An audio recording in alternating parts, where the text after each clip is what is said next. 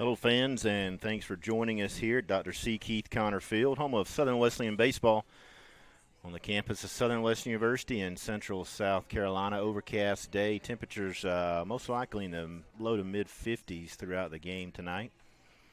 First game of the series between your Warriors and the Braves from UNC Pembroke. Pembroke comes in with a 10-2 overall record, 4-2 in the conference. They're 8-1 at home, 2-1 on the road, and no neutral site games as of yet. The Warriors counter 5-10 overall, 2-4 in the conference, 2-2 here at the Con, 3-8 on the road, and no neutral site games thus far for Southern Wesleyan either.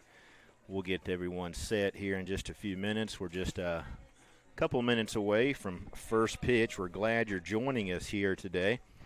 Had some rain overnight, some early drizzle this morning, so the field should play very well today. Slight breeze blowing in this time from left field, so that's going to be a little bit different than from previous games earlier in the season, probably at 8 to 10 miles per hour, so the wind should not necessarily come into play this afternoon.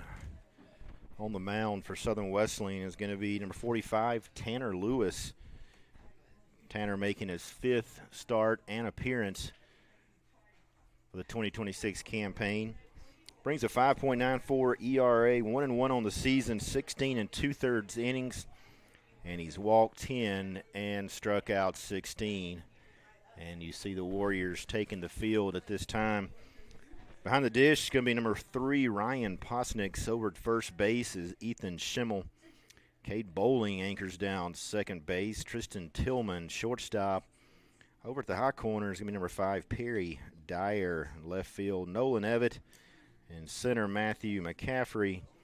And in right field will be Luke Taylor.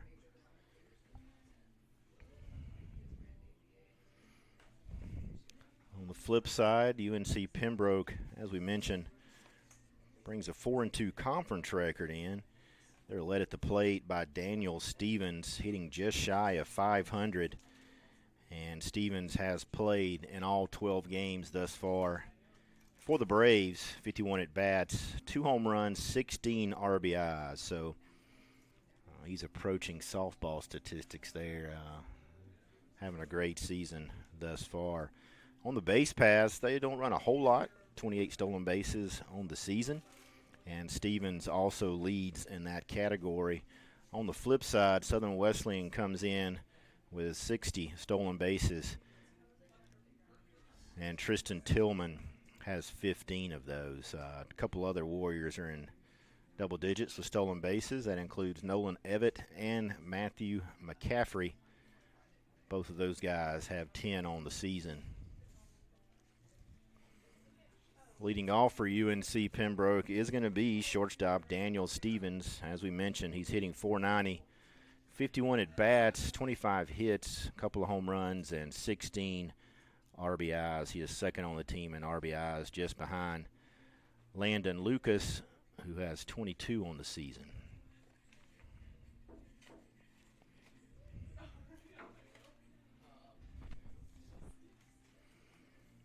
So Lewis in with his last warm-up pitch. Daniel Stevens will hop into the box and lead off for the Braves and game 1 of the 3-game series. Tomorrow's doubleheader will have first pitch at noon, so about an hour early than most Saturday doubleheaders. So make sure if you are going to be in attendance at the Con, you take note of that. First pitch tomorrow will be 12 noon. And first pitch here today comes in at 4:01 this afternoon. So Lewis quickly ahead with a strike as Stevens takes that one. Outfield's pretty much straight up. As we mentioned, wind blowing slightly in from left field.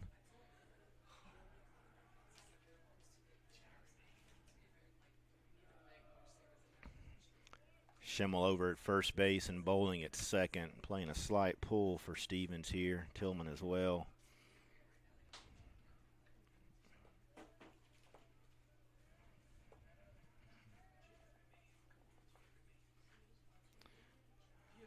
A little ground ball back to Lewis, so Tanner does his job against one of the better hitters thus far in the conference, and shortstop Daniel Stevens. Left fielder Hayden Davis steps in.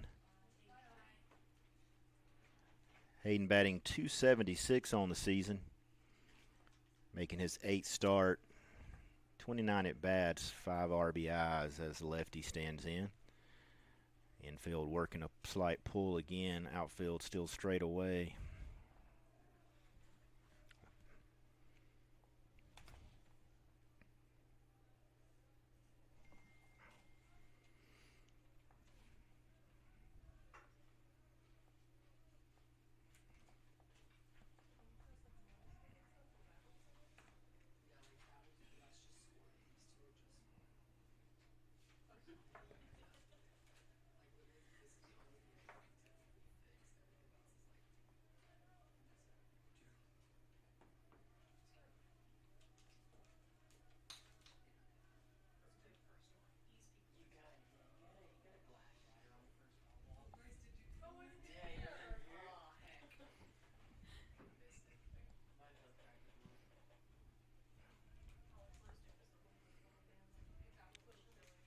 Tanner takes a long look in. 1-2 here on Davis.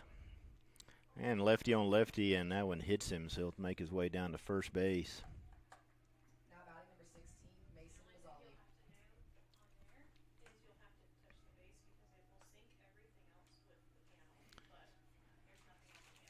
Making Mosley the first baseman now for the Braves.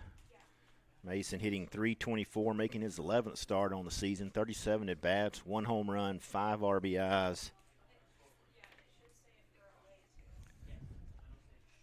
Braves have 12 home runs as a team on the season and have only given up 6 to their opponents. Warriors are just 1 shy with 11. So Lewis again quickly ahead.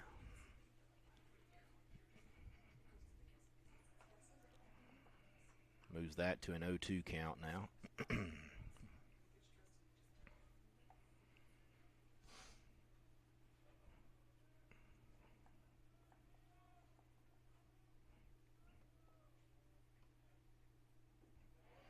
Swing and a miss, so Lewis gets his first strikeout of the day. Now batting number 11, Landon Lucas.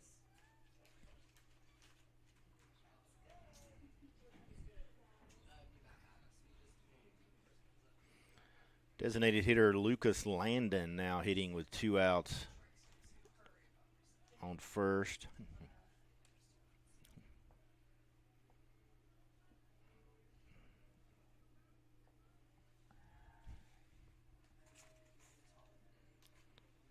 Landon, the second leading hitter for the Braves, hitting .413.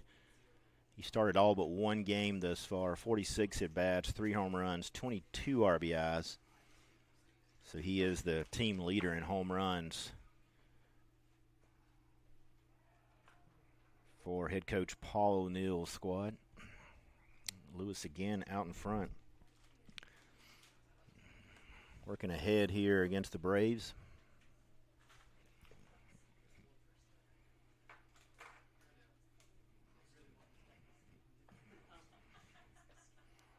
Swing and a miss, ball out of the zone there.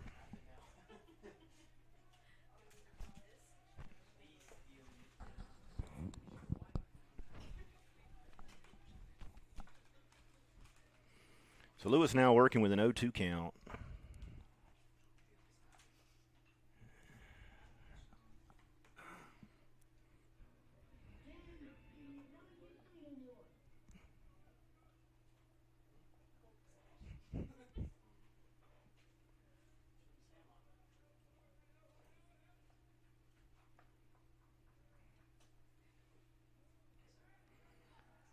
Pick over at first, going to have a run down here, so see if Bowling can finish the play, and he does to end the top half of the first inning. So Lewis works his way out of a first situation. The Warriors head to the dugout. They'll be coming up to bat here in the bottom half of the first. We'll set the Braves fielders when we get back.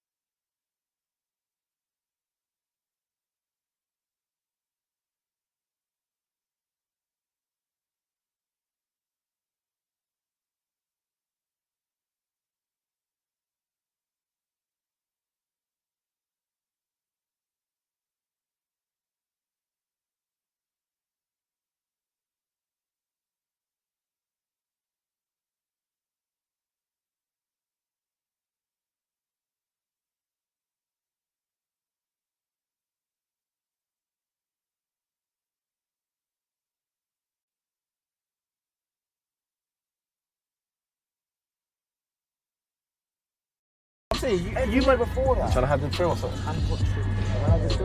And his West Shore FC, where my father greatest team, the world has ever seen. West FC, by far the greatest team the world has ever seen. West Shore FC, where my father greatest team, the world has ever seen. Where my father greatest team, the world has ever seen.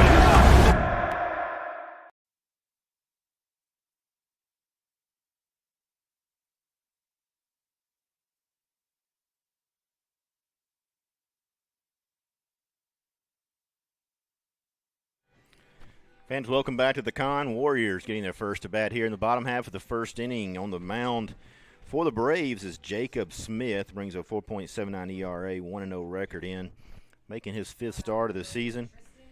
20 and a third innings, 12 walks, and 22 strikeouts from the King, North Carolina native as shortstop Tristan Tillman steps in for the Warriors.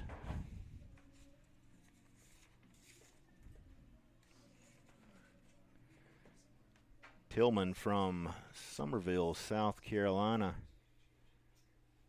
hitting .359 on the season, making his 11th start.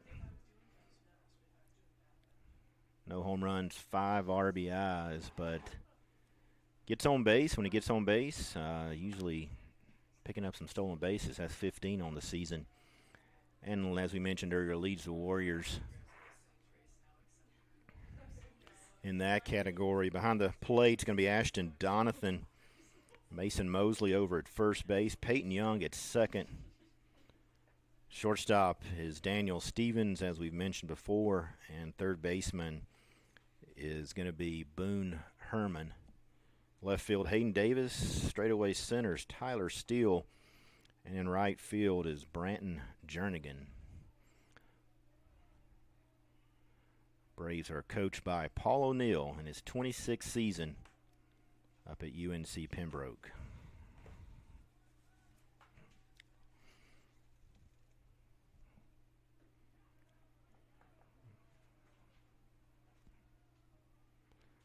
So Tillman works it to a full count.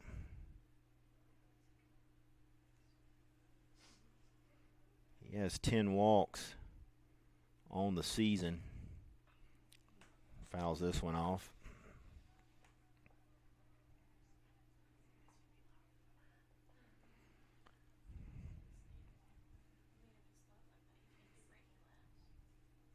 Team's leading hitter, Nolan Evett, awaits on deck. Luke Taylor hitting .500, but with minimum at bats.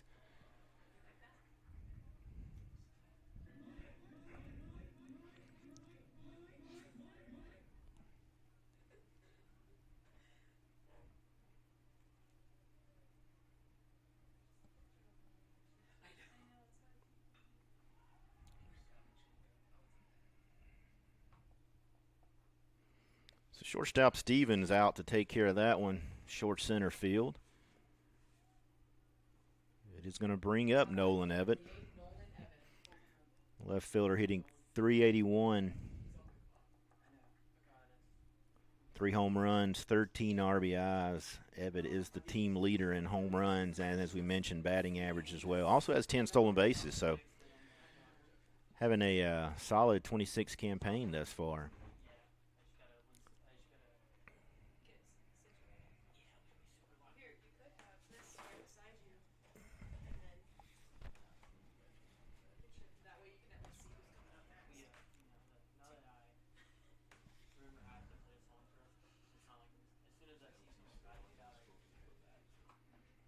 Big swing and a miss there by Evan. Falls behind 0-2 here.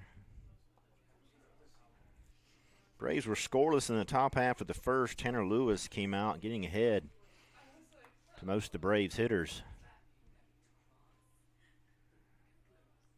Worked out of a runner on first base, and now the Warriors are batting with one out here.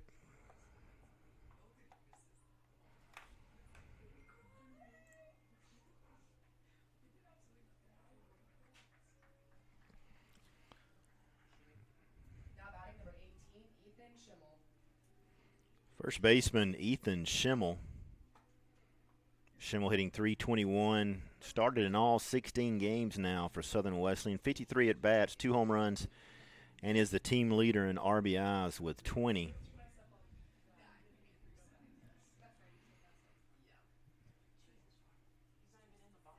The junior is from Windsor, Pennsylvania, Hagerstown Community College.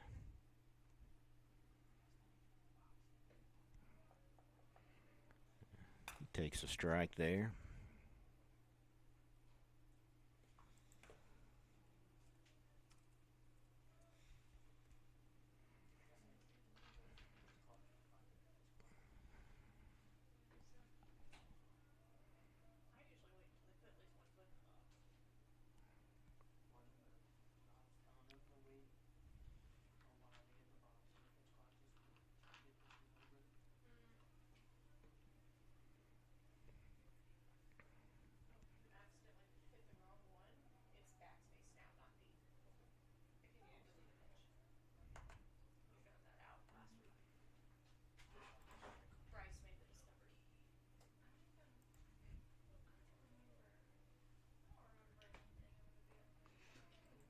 When misses up high.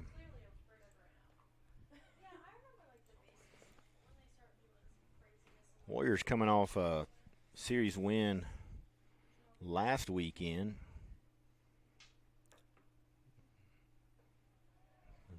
With King due to weather, the doubleheader took place on Friday. They split that doubleheader and picked up the final game of the series on Saturday with 11-5 victory. Designated hitter Samuel Simon steps in now. Simon's hitting .313, making his 5th start on the season. 16 RBIs, a couple of home runs, and 6 RBIs.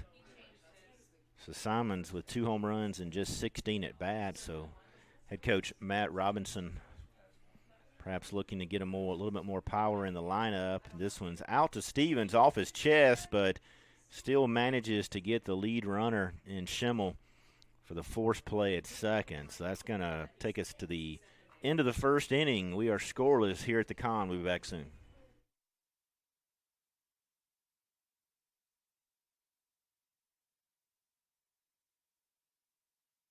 Campuses nationwide, the NCAA is making transformative changes for student athletes. While they pursue their biggest dreams, we're launching new initiatives to help them.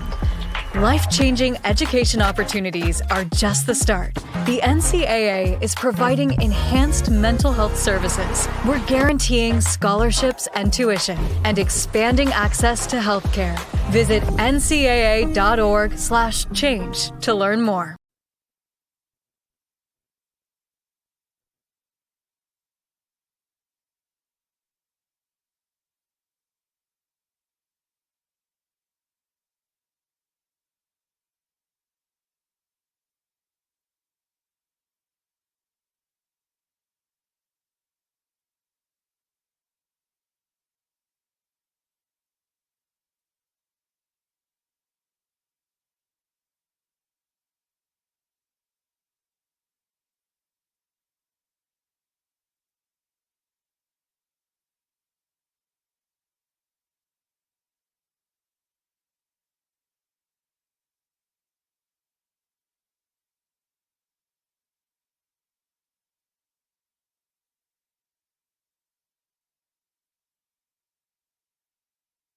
Legacy began in 1973. That was the year NCAA Division II was born. And since the very first day, our division has shaped generations of student athletes with a true sense of academics, athletics, and community. That is 5 decades of graduations, championships, teamwork, and personal development. 50 years of shaping student athletes into world-class leaders. Back here in the top half of the second inning, we are still scoreless at the con. Now batting number 11, Landon Lucas. And designated hitter Landon Lucas steps back in as the final out of the top half of the first was made out on the bases in a pickoff play. So Lucas is going to get a few more looks here at Tanner Lewis. Lewis from Florence, South Carolina. Started out at Florence Darlington before making his way up here to Southern Wesleyan, and Lucas is going to drop that one in right center field. Brings up second baseman Peyton Young. Now batting number 5, Peyton Young. Young hitting .289. Started all 13 games now for UNCP. 45 at bats. 1 home run, 11 RBIs, and has 8 stolen bases on the season.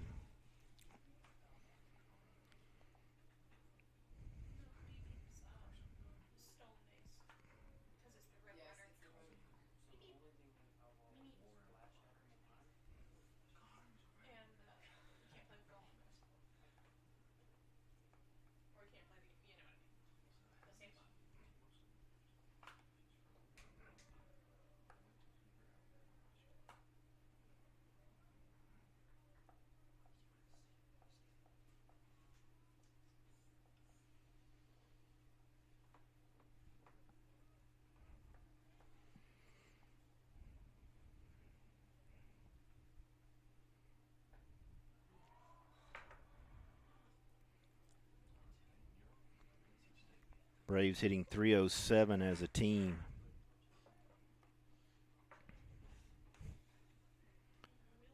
As we've mentioned, 12 home runs, 28 stolen bases, so don't run a lot.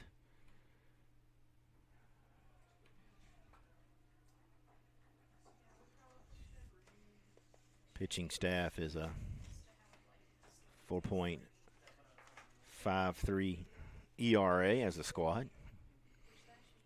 2-2 count now with Lewis facing Young here in the top of the second inning, and that one's fouled off.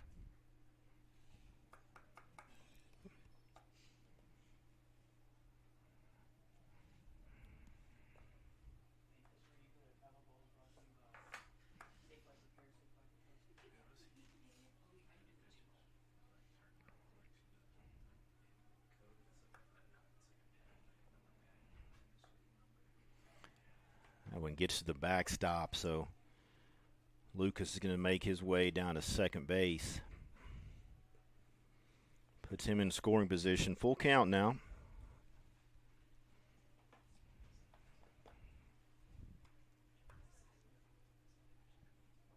Bryce Metz, the athletic intern, doing a stellar job on the live stream and the sound effects, keeping the fans entertained here this afternoon.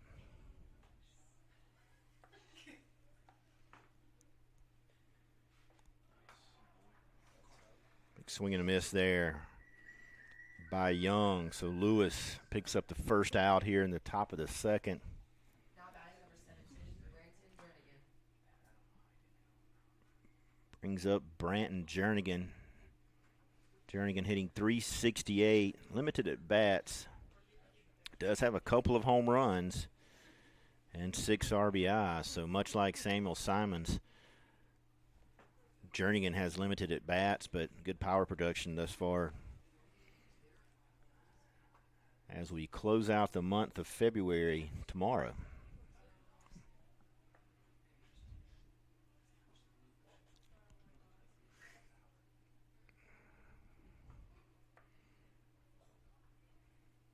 So hopefully March will bring a little warmer temperatures, as the month of February has been a little on the cool side here. across the southeast.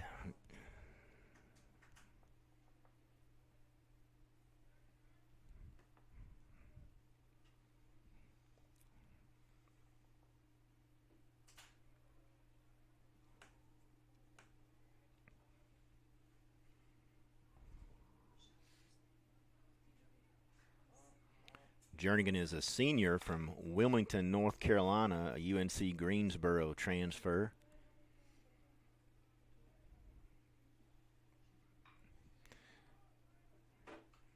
Schimmel's going to take this one himself. He was playing deep,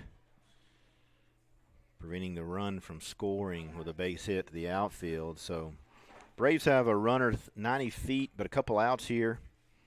And Boone Herman, third baseman, steps in. Redshirt sophomore from Hickory, North Carolina, also a UNC Greensboro transfer. And with the transfer portal going crazy the last couple of years, there's going to be a lot of transfers on pretty much every college athletic team across the country. So consistency and stability of a team roster will not so much going forward.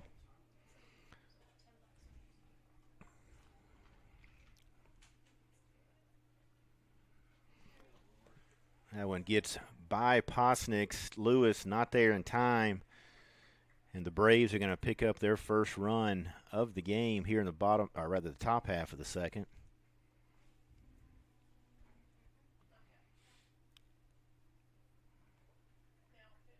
So that one got away from Posnick's and just enough for Lucas to scamper in from third base. So bases are clear now for Herman. Ashton Donathan awaits on deck should Herman reach here.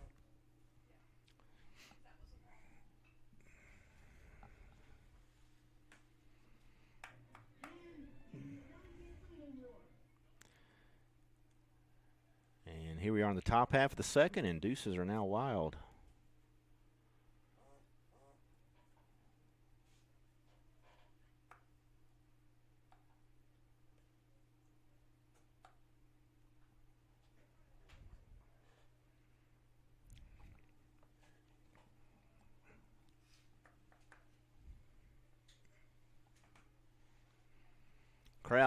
Clouds trying to break away this afternoon. Becoming a little bit brighter, so the lights are not in effect at this point. And Lewis looks in once again and pushes that to a full count.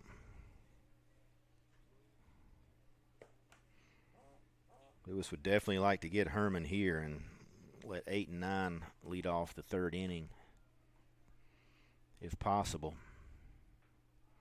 That one's going to be a called third strike. So Herman was making his way to first base, but now make his way back out to third as the Braves will take the field and the Warriors will hit in the bottom of the second.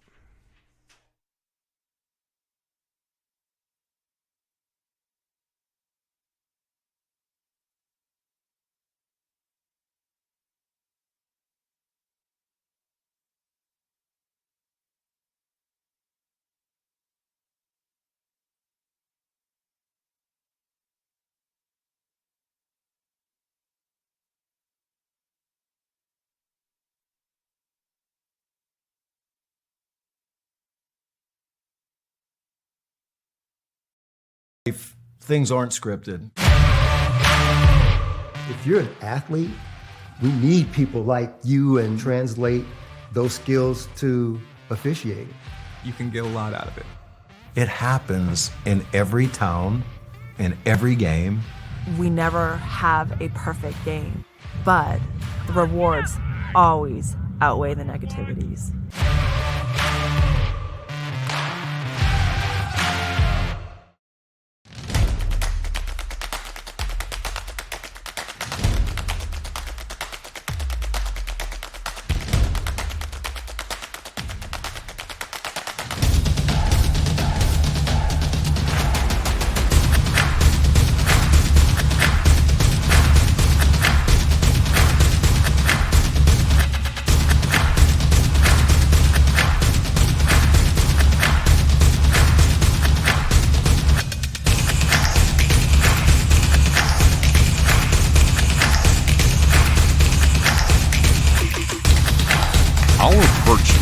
set us apart.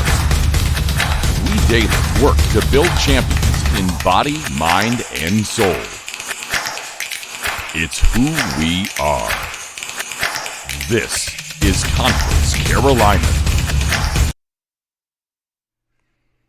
Kate Bowling steps in for Southern Wesleyan in Jacob Smith's second inning of work. Bowling hitting .271, making his 15th start here in 2026. 1 home run, 11 RBIs, and 5 stolen bases. As we mentioned, the Warriors have done a really good job running the bases this season, with 60 stolen bases so far on the season.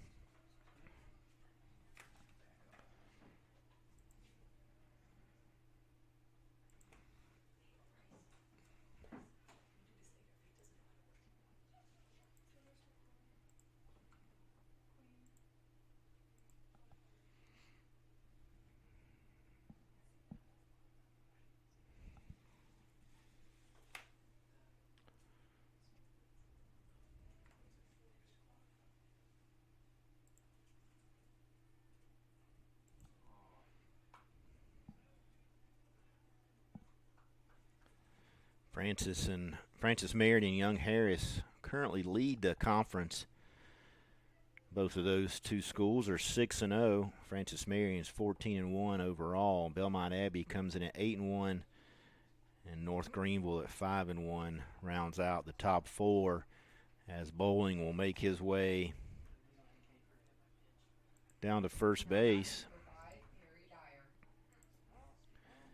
And this brings up third baseman Perry Dyer. Perry hitting .286, 35 at bats, no home runs, 4 RBIs.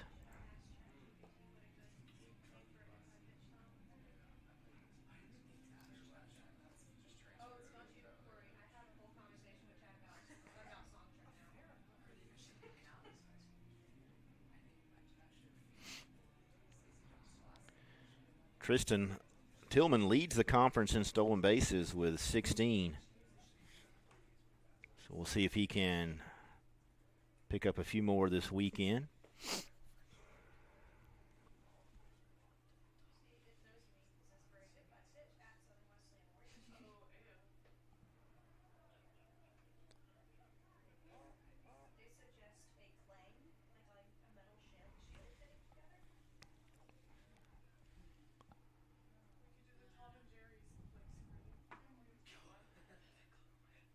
Dyer's a junior from Fountain Inn. Made his way to Southern Western from Limestone.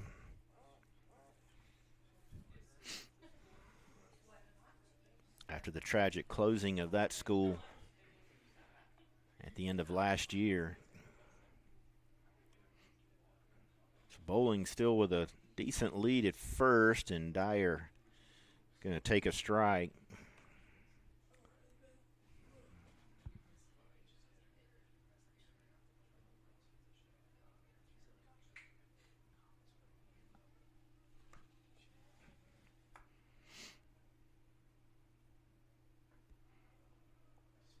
Down out of the zone, pushes it to a 3-1 count now.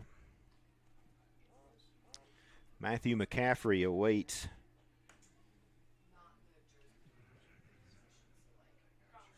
On deck for the Warriors. And Dyer's going to draw a walk here. So runners at first and second now for Southern Wesleyan.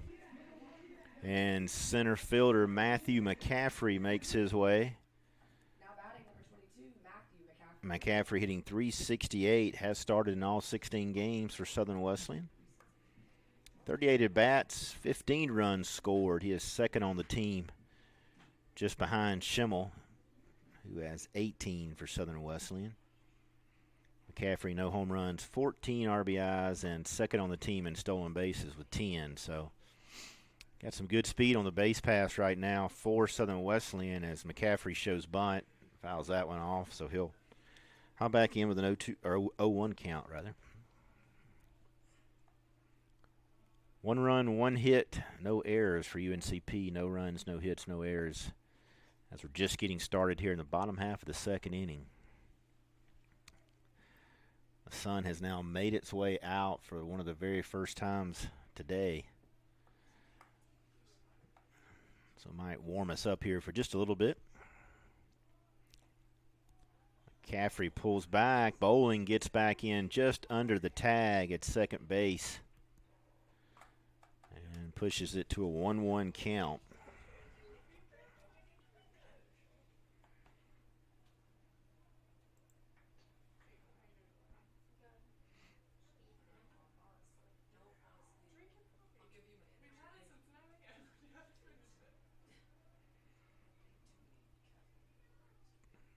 Caffrey shows bunt again, takes another strike there.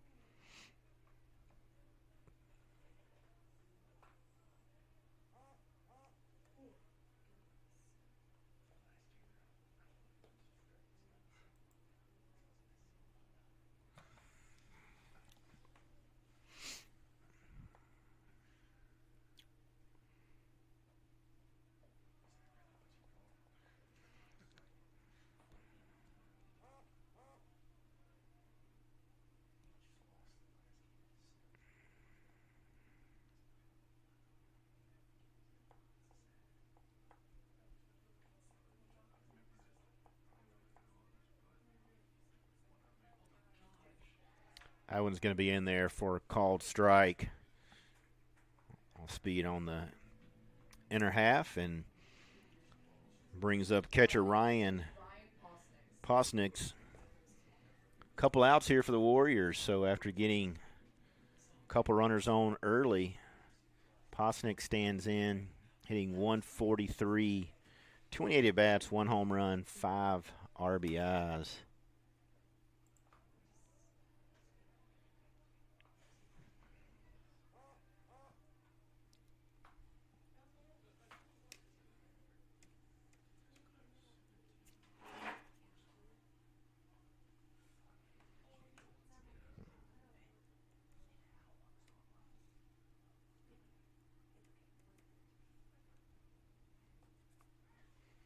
That one in the dirt. Nice job there by catcher Ashton Donathan. Keep the runners from advancing here with 1 out.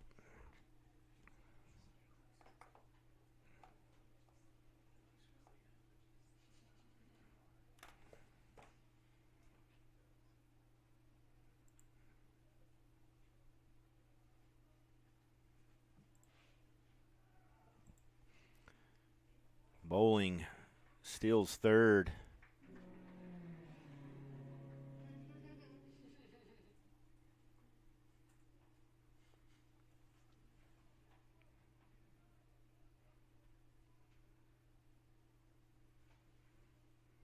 Dyer stationary there at first. Runners at the corners.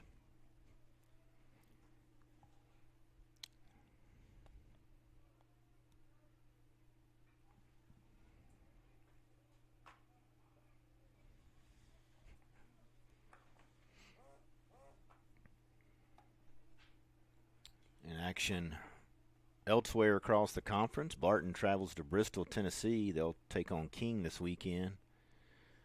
Erskine heads down to Franklin Springs, Georgia to play the Lions of Emmanuel University. And a quick, easy pick to first base. Belmont Abbey heads up to Ferrum, Virginia. Of course, Pembroke here with the Warriors. And Shorter will travel to Young Harris. Some games have been postponed until tomorrow. And so on Sunday, North Greenville and Francis Marion will finish up their season, or their series rather, in Florence, South Carolina. And Shawan and Mount Olive will finish up their weekend series up at Mount Olive.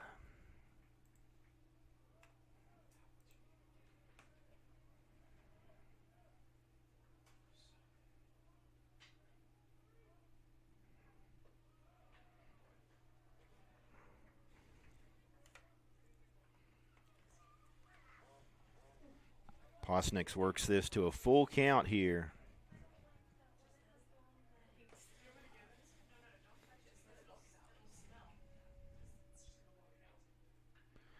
There's a fly ball, left field, wind blowing in, so that's going to keep it not only in the park, but probably, nope, bowling's going to take off, and left fielder Hayden Davis Now batting number 0, Luke Taylor. not making a throw into the plate, and his throw into third base actually allowed Dyer to advance at second. So heads up base running there by Perry Dyer. The Warriors tie this one up 1-1 here in the bottom of the second with Luke Taylor.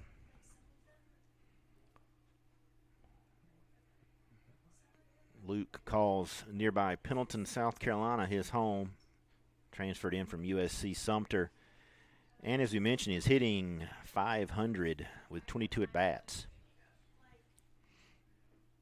Take that one in for a strike.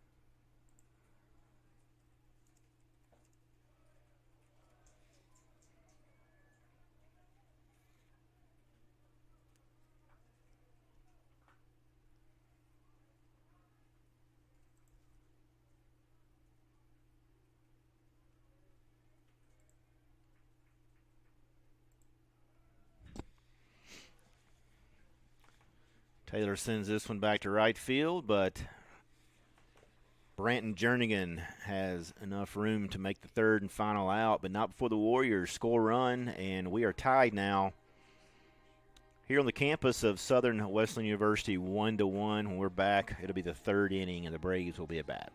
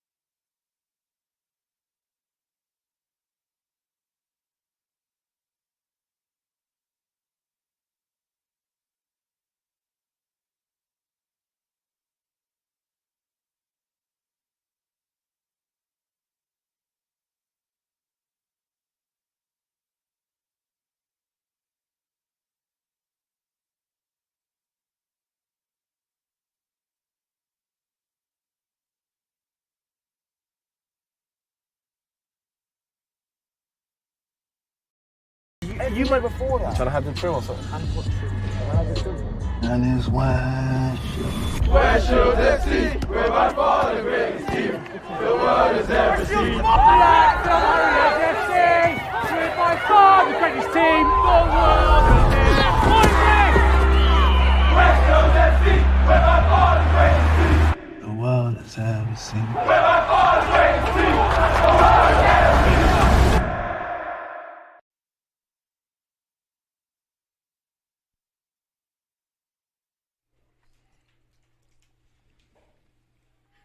Catcher Ashton Donathan steps in for UNC Pembroke. Tanner Lewis back out on the mound for Southern Wesleyan.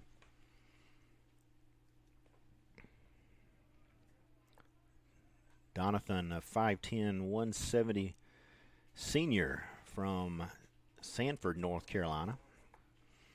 Called Southern Lee High School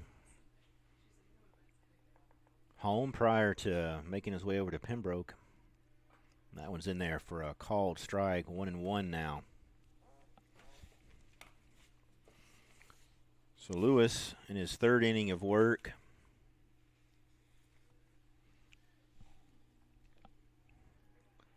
Jonathan batting .216 on the season.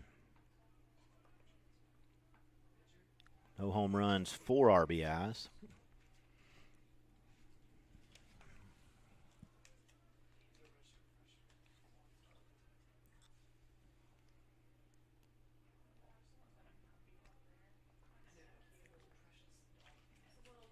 Wind picking up a little bit coming in from left field, so should hold some baseballs in this evening.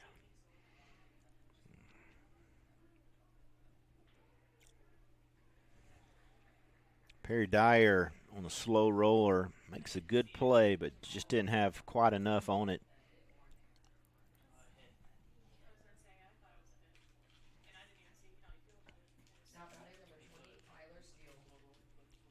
So leadoff hitter for the Braves on here in the third inning. Center fielder Tyler Steele. Still batting .355, making his 13th start. Started all games this spring for UNCP. 31 at-bats, 1 home run, 8 RBIs.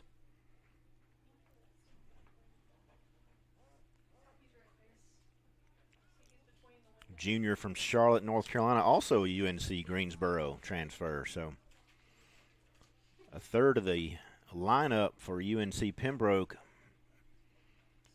held at UNC Greensboro at one point.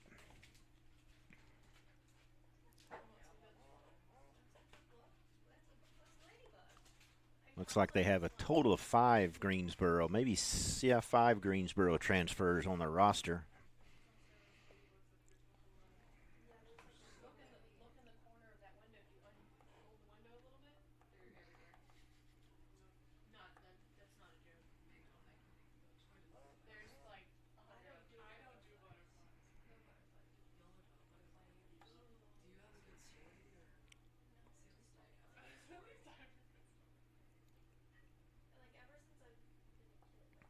Head coach Matt Robinson in his 4th season, I believe. Assistants Andy Shover, Anthony Zerke, and graduate assistants Cameron Mitchum and Jonathan Overton. Both of those guys finished up their playing career here as a Warrior.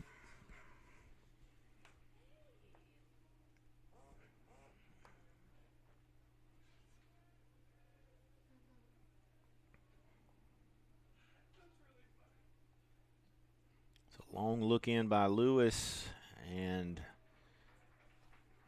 gets Steele to pull the trigger. So the first out here in the bottom half of the top of the third, brings back up the Braves' leading hitter Daniel Stevens. Stevens 0 for 1 today, but hitting .490 on the season, as we mentioned. Having a stellar season thus far. A couple home runs, 16 RBIs, 8 stolen bases.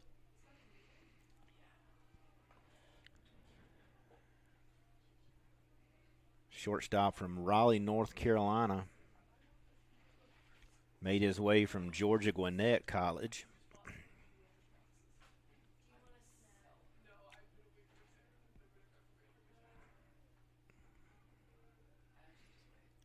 So Stevens back in his hometown state, finishing up his career as a Brave.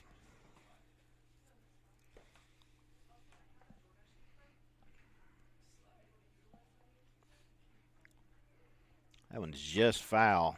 That would have been definitely extra bases.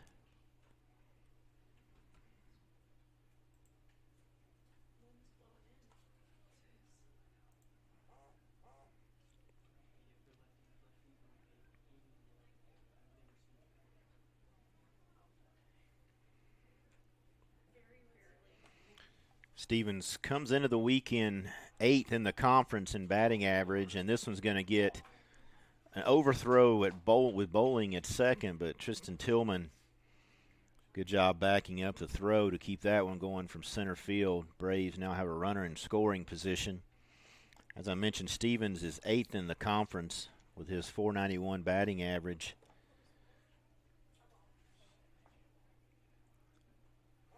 couple of Francis Marion players are in the 500s. And Turner from Shawan comes in at 550.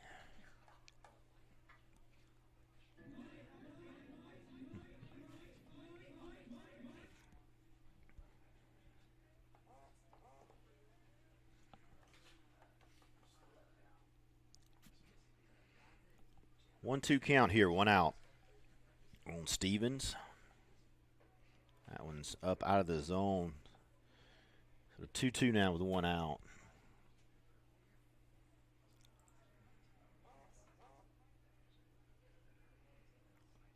Warriors will finish this series with Pembroke tomorrow. As we mentioned, first pitch at noon.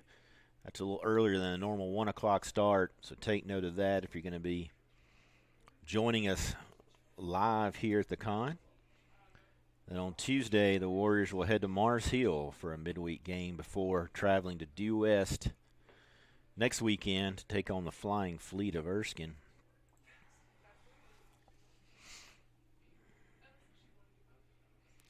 Schimmel back, makes the play.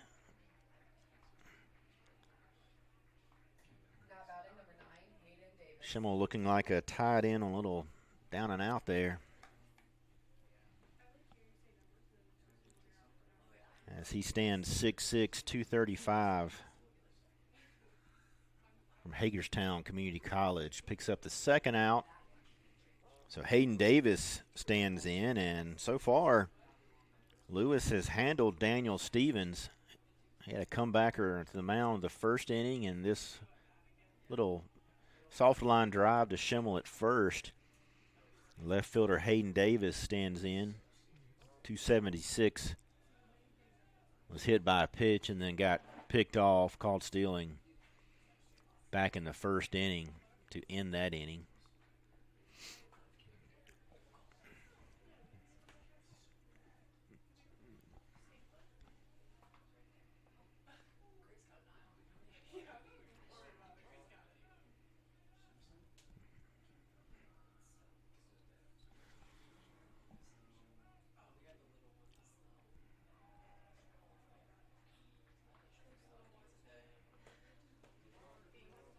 Swing and a miss so quickly, 1-2.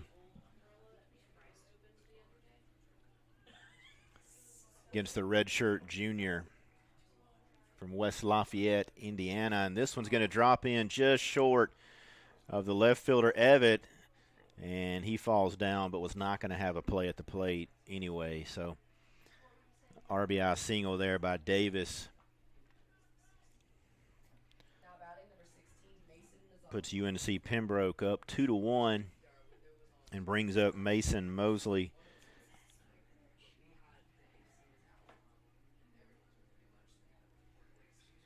The first baseman hitting .324 on the season and 0 for 1. Struck out back in the first inning.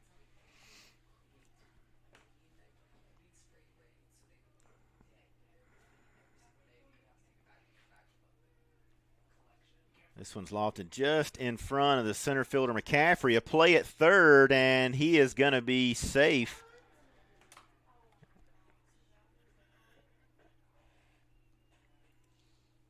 As I can only assume that Dyer's tag was at the bag. And Davis was able to get in there safely.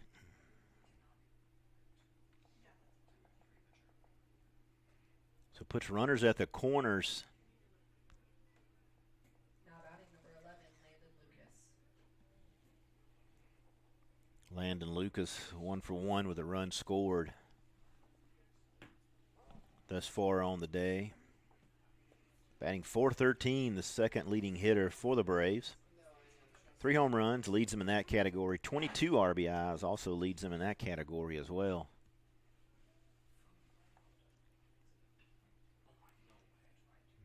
And this one's going to drop down in front of McCaffrey in a sliding Luke Taylor in right field, and the wind is impacting these soft fly balls to the outfield, just knocking them down in front of the Warrior outfielders. So the third run crosses the plate, the second run in this inning. This brings up second baseman Peyton Young, who struck out his first at bat, batting .289.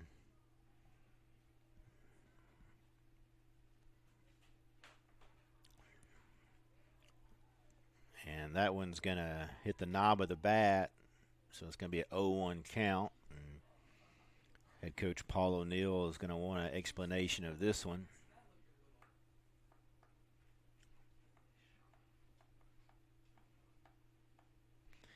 And it looks like he's going to check his hand, and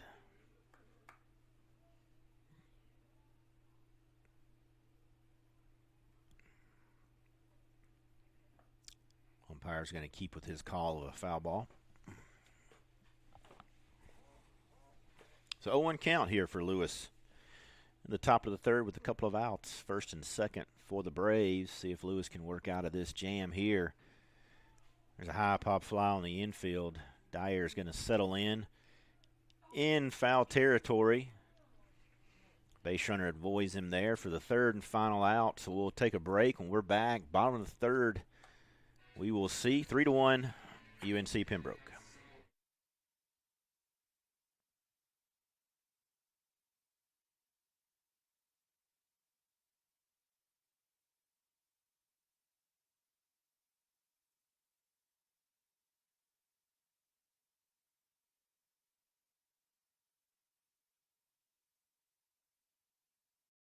If things aren't scripted. If you're an athlete, we need people like you and translate those skills to officiating. You can get a lot out of it. It happens in every town, in every game. We never have a perfect game, but the rewards always outweigh the negativities.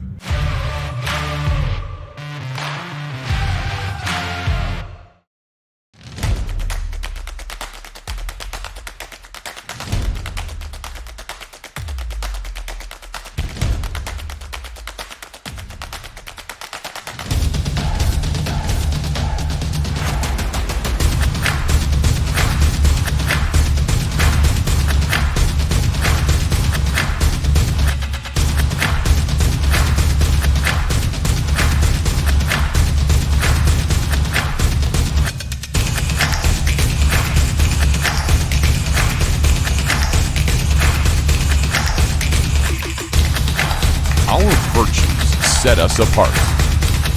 We daily work to build champions in body, mind, and soul. It's who we are. This is Conference Carolina. Shortstop Tristan Tillman settles into the box for the Warriors here.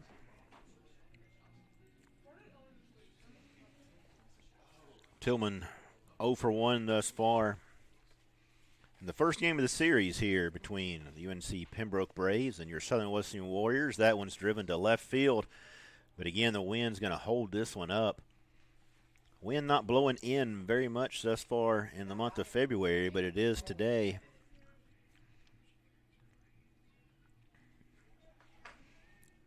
And this will bring up Nolan Evett, who actually leads the Warriors in home runs with 3. Third on the team in RBIs with 13, behind Schimmel with 20, and McCaffrey with 14.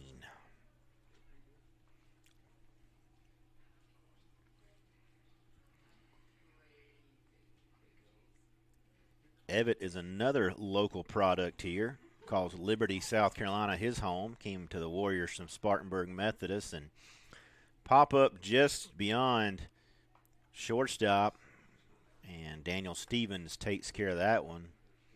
So a couple of quick 2 outs here.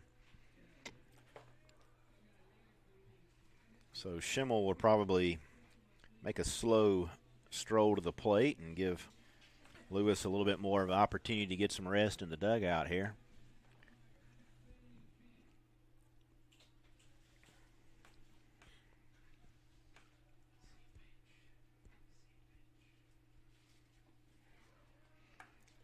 Called strike there by Schimmel.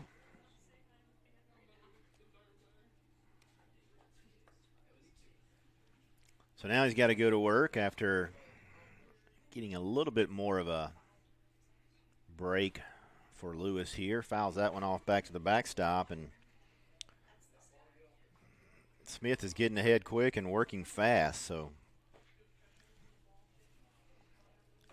see if Schimmel can get on base here and lengthen the half inning out a little bit more.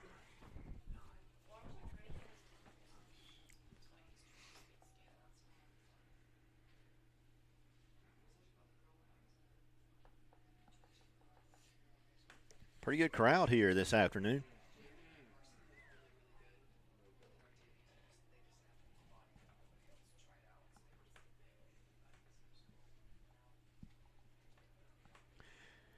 If you're familiar with Dr. C. Keith Connor Field, the blue seated section is about 60% at capacity. A few more in the bleachers up in front of the press box. And so Schimmel does his job, at least for now, works this to a full count, 2 outs. Gives Lewis a little bit more of a breather in the dugout and perhaps can reach, and he does. So that's going to be actually a hit batsman there. So Schimmel hit by the pitch. Will make his way to first base.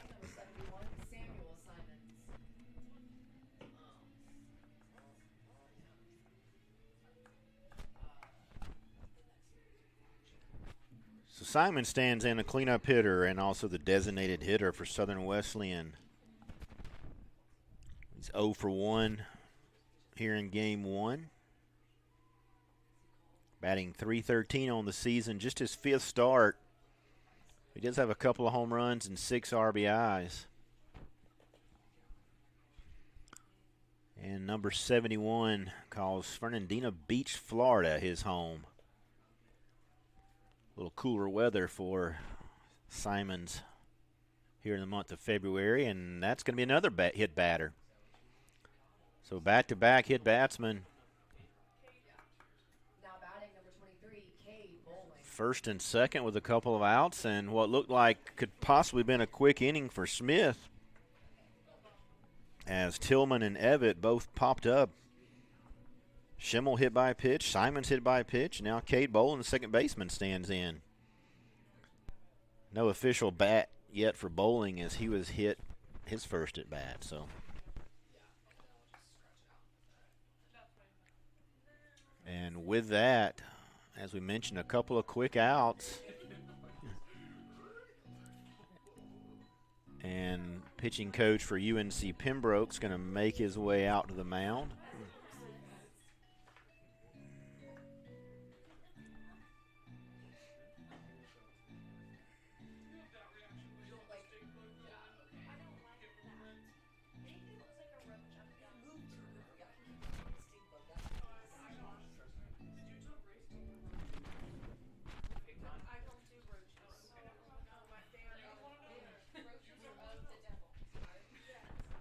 Other action for Southern Wesleyan today, it's just baseball and lacrosse. Lacrosse getting, actually probably just now starting, as they headed to Cleveland, Tennessee to play Lee University Flames. And then tomorrow, of course, the Warriors will be back here first pitch at noon to finish up the series with the Braves. And softball will be heading to Lenore Ryan.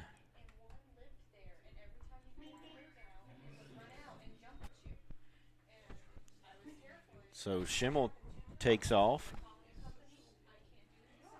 Simons does not follow behind him. So runners at the corner. Fourth place still at second base. And we'll see what Bowling can do here. And that one's going to be just off the plate. Pushes it to a 1-1 count.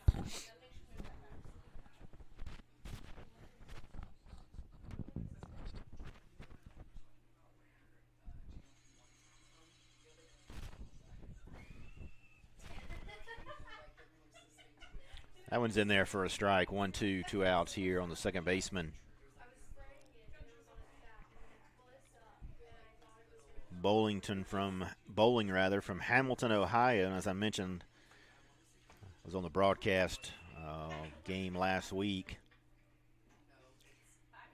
If I'm not mistaken, I believe he might be the third Hamilton, Ohio native to play here on the diamond for the Warriors. That's going to end the third inning. Braves will be making their way up in the top half of the fourth. When we're back, it's 3-1 UNC Pembroke. Campuses nationwide, the NCAA is making transformative changes for student athletes.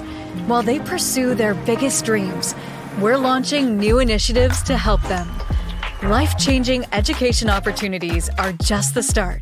The NCAA is providing enhanced mental health services. We're guaranteeing scholarships and tuition and expanding access to healthcare.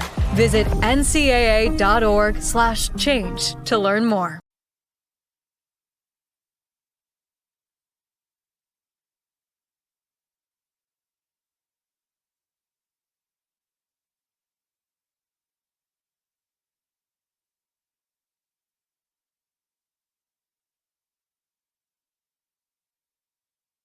Legacy began in 1973. That was the year NCAA Division II was born. And since the very first day, our division has shaped generations of student athletes with a true sense of academics, athletics, and community. That is 5 decades of graduations, championships, teamwork, and personal development. 50 years of shaping student athletes into world-class leaders. NCAA Division II. Our division, our legacy.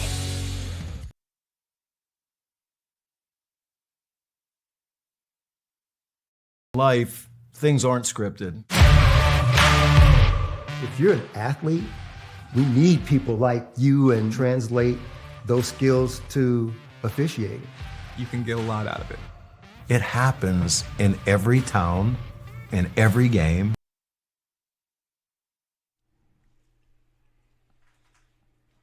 Right fielder Branton Jernigan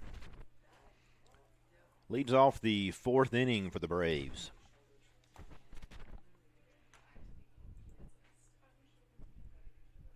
Jernigan 0 for 1 here in game 1. And batting .368 entering the weekend, making his 7th start.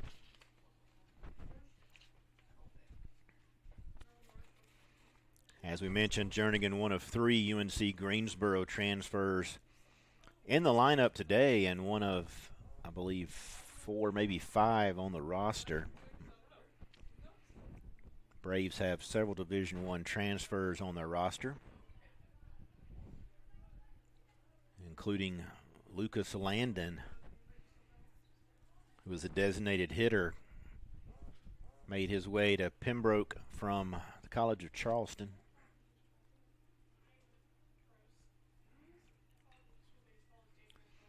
Fly ball out to left field. Evitt back about 15 feet in front of the wall.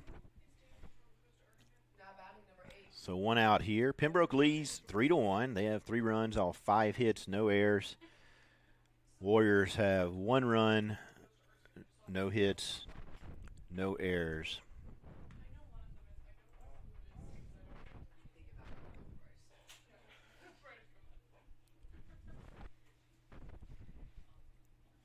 Brings up third baseman Boone Herman.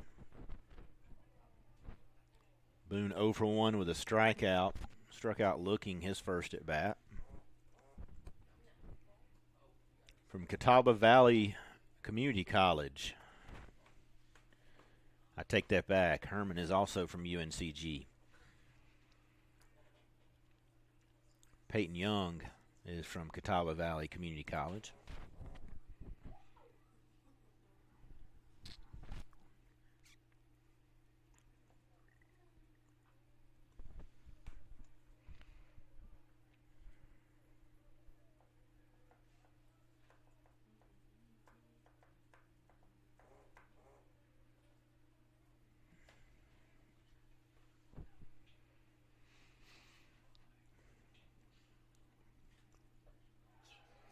Strikeout there by Lewis. Now batting number 43, Ashton Donovan.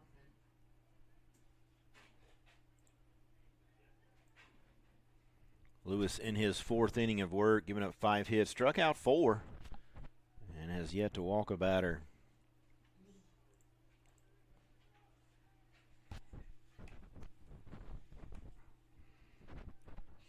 Catcher Ashton Donovan. 1 for 1 with a run scored. Also had a stolen base in this particular game. Couple out. Center fielder Tyler Steele will hit next should Donovan reach for Pembroke.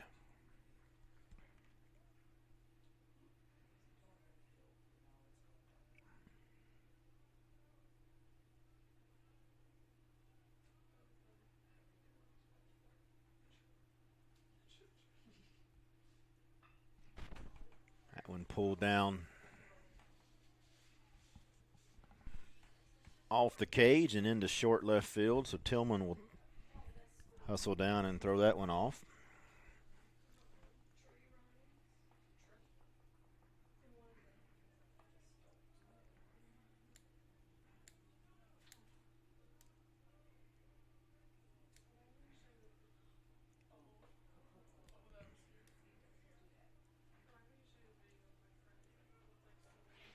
Lewis gave up a couple of hard luck runs there in the top half of the third. Some lazy fly balls just dropped in front of the Warrior outfielders. Allowed the Braves to pick up a couple. Gave up 1 run in the second, so done a good job thus far keeping UNC Pembroke, a .307 hitting team here in the first game of the series. That one just a bit outside, gets to the backstop. So pushes it to a full count here.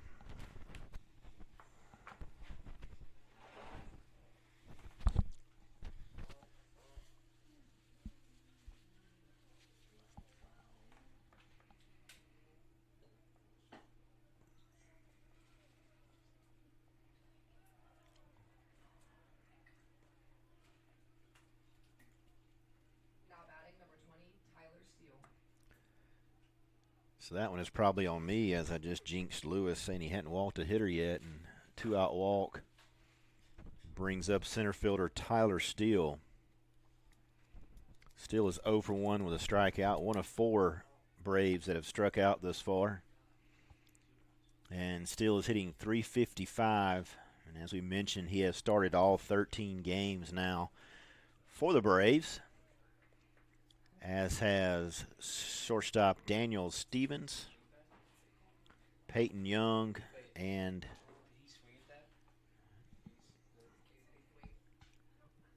Jacob Smith is obviously a two-way player. So apparently we'll see Jacob Smith back in the lineup. He's a starting pitcher for the Braves today, but he'll be out there. Looks like he's an outfielder as well. So he has started all 13 games. Here's a line drive to McCaffrey. Takes him about 3 steps glove side to retire Steele. And we'll go to the bottom half of the 4th inning, 3-1 Braves.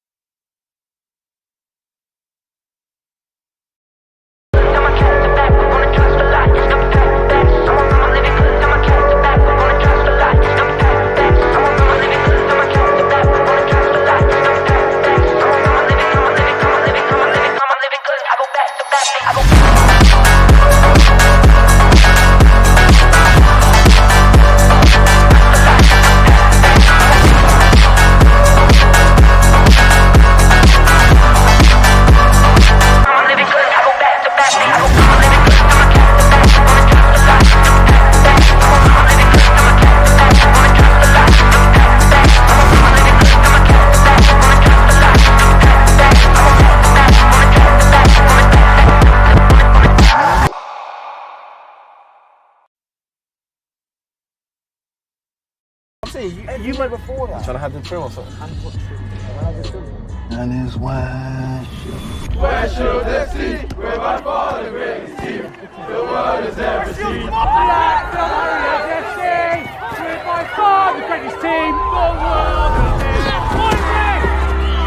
Westfield FC, we're by far the greatest team The world has ever seen. we're by far the greatest team the world has ever seen.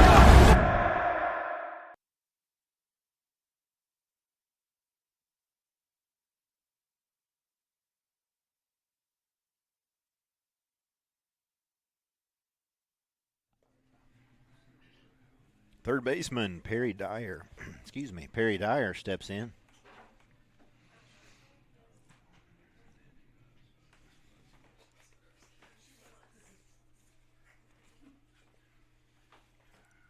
Dyer entered game one here of the series, batting .286.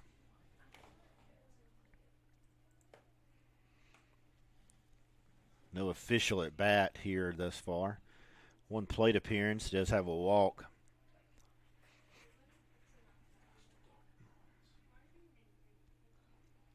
Bottom half of the fourth inning, Braves lead 3-1. Warriors looking for their first hit.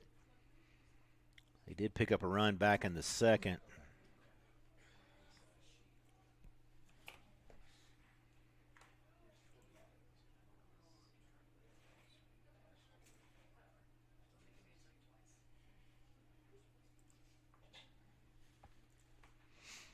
Big swing and a miss there.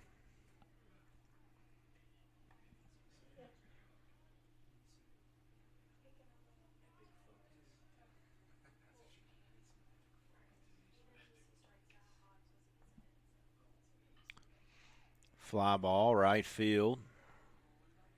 Branton Jernigan up and under to make the catch.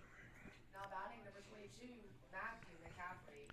So he retires Dyer here in the fourth inning. Center fielder Matthew McCaffrey, 0 for 1, struck out looking his first at bat. Only his sixth strikeout of the season. 38 at bats, batting .368. Probably around .361, .362 now after going 0 for 1 his first at bat.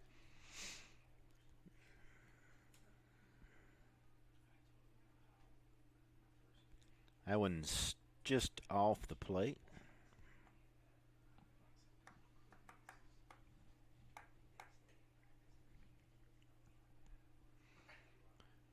Smith works fast on the mound for UNCP, and that's going to be a called strike. I thought the umpire was going to go that route.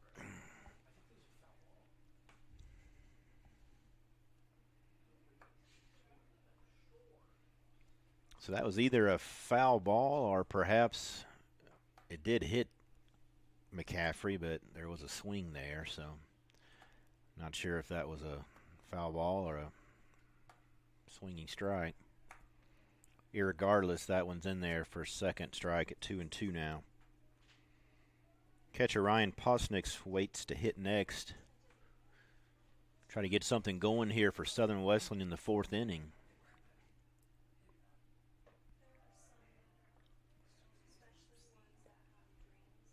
Full count now.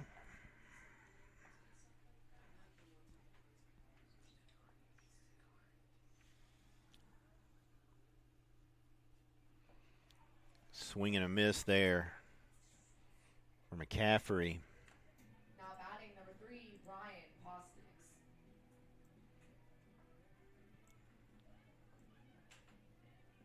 That's going to be Smith's second strikeout of the game.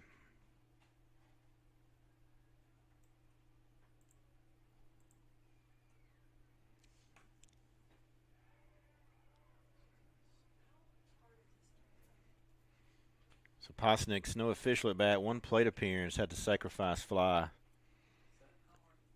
back in the second.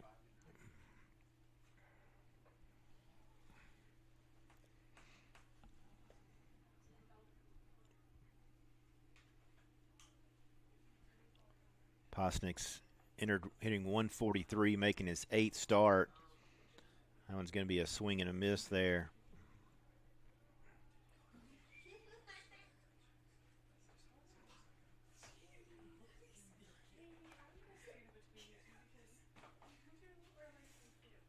That one right back up the box, off the glove of Smith, but shortstop Stevens over to make the play and retire the side here in the bottom half of the 4th.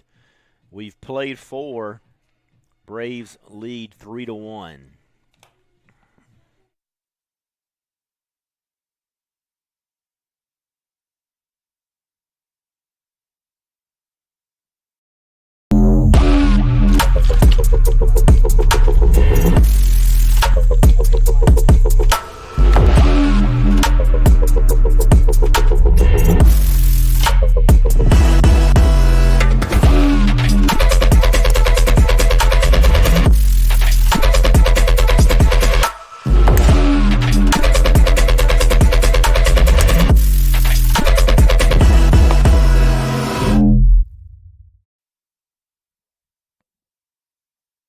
The legacy began in 1973. That was the year NCAA Division II was born. And since the very first day, our division has shaped generations of student athletes with a true sense of academics, athletics, and community. That is 5 decades of graduations, championships, teamwork, and personal development. 50 years of shaping student athletes into world-class leaders. NCAA Division II. Our division, our legacy.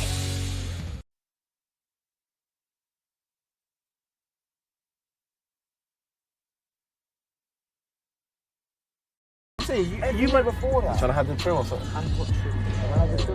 And his white shoes. White shoes FC, we're by far the greatest team the world has ever seen. Black Warriors FC, we're by far the greatest team the world has ever seen.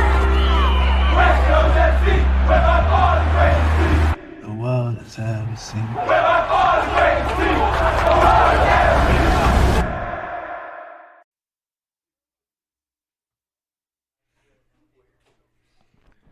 Tanner Lewis back out.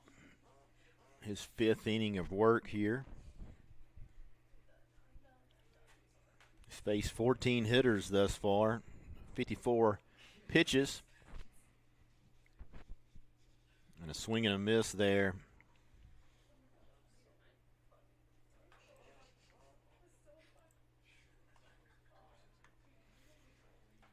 Let me do a retake on that. I had to refresh the stats. 71 on the pitch count. And that one's going to be out to Bowling at second base, and he's up and over. So we'll try to get some updated stats for Smith. We're having a little technical difficulty right now.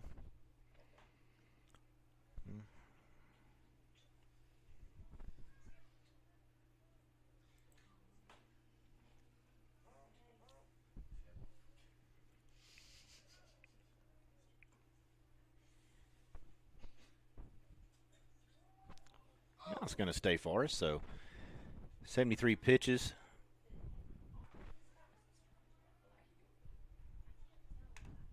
For Lewis. Allowed 3 runs. Only 2 were earned. 5 hits, 1 walk, 5 strikeouts. So good job thus far.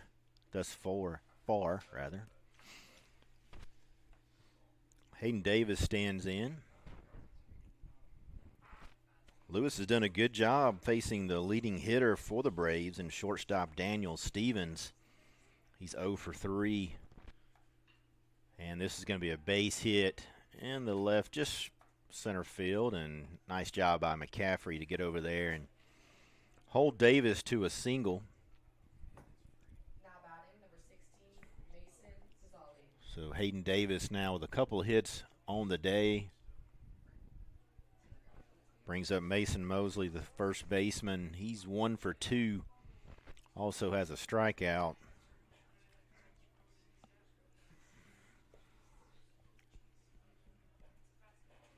Six hit for Pembroke. And Lewis is going to Quick check on Davis over at first.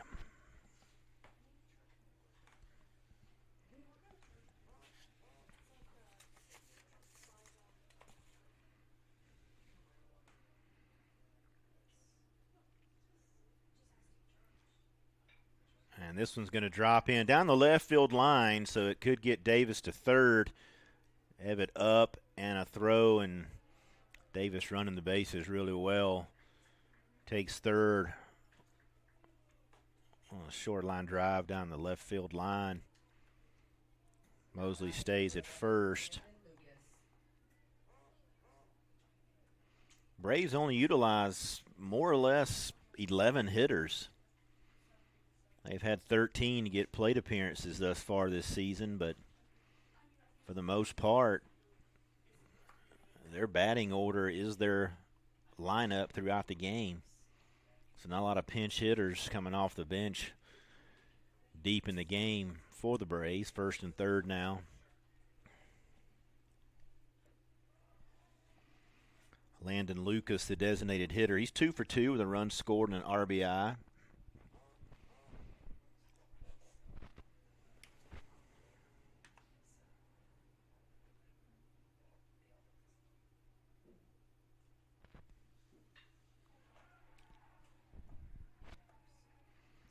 And that's going to be a base hit. Evitt back in. Braves pick up their 4th run. Lead now 4-1. And second baseman Peyton Young 0 for 2 with a strikeout. And head coach Matt Robinson's going to make his way to the mound.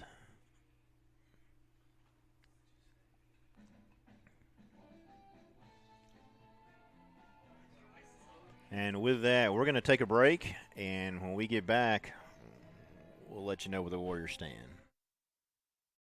If things aren't scripted.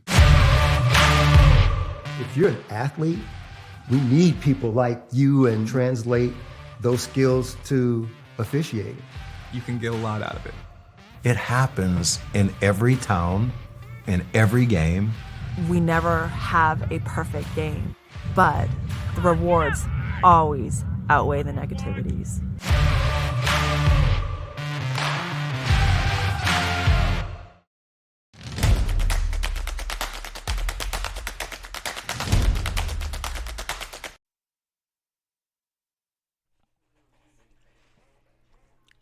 So head coach Matt Robinson, short conversation with starting pitcher Tanner Lewis, first and second, 1 out, and bunt shown by second baseman Peyton Young. Braves don't sacrifice bunt too often, only have 7 on the season. And oddly enough, the starting pitcher Jacob Smith has 2 of those 7. And that one looks like it got the umpire.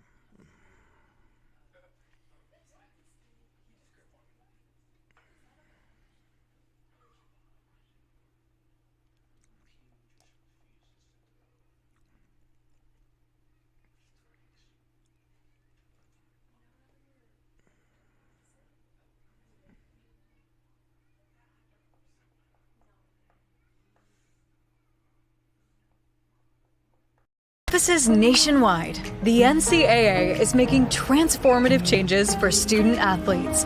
While they pursue their biggest dreams, we're launching new initiatives to help them. Life-changing education. Up in Cleveland, Tennessee at Lee, and the score is 9-0 by the Flames. And softball will head to Lenore Ryan tomorrow for a non-conference doubleheader. Getting in some games against the South Atlantic Conference. And it looks like the cup of water was the trick. Home plate umpire going to make his way back behind the plate. 2-0 count now. Braves at first and second.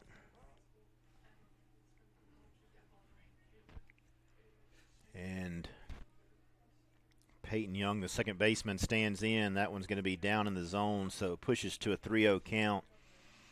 We do have some movement, I believe, out in the Warrior bullpen. A little bit of stirring around.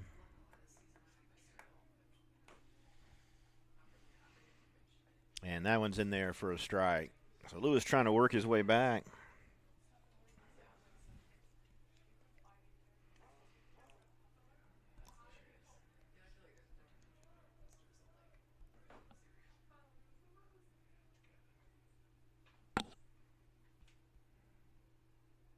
Long look in by Lewis here. Takes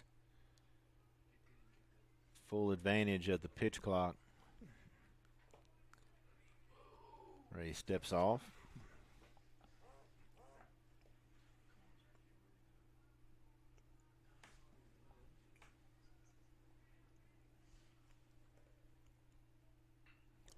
And that one's going to be driven to right center field, and right fielder is not going to be able to make that as Taylor picks it up. Comes a throw to the plate, and he is going to cut down the second runner just before Mosley, the first baseman, scores.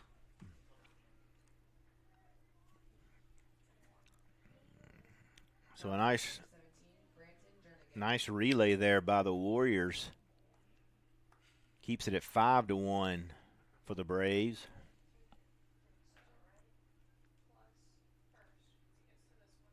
UNCP has a runner 90 feet away, but a couple of outs.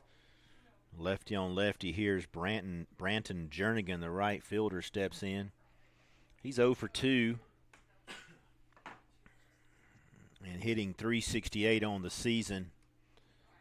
Jernigan making his 7th start on the year. So he's played in just over half of the Braves games this season, or started rather.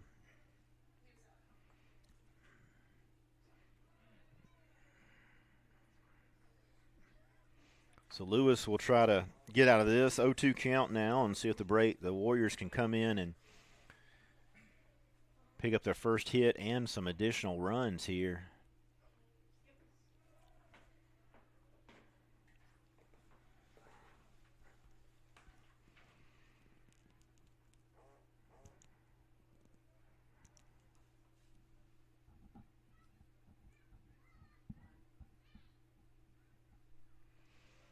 That one's just a little outside. Pushes it to 2-2 with 2 outs, so the Deuces are once again wild here at the Con.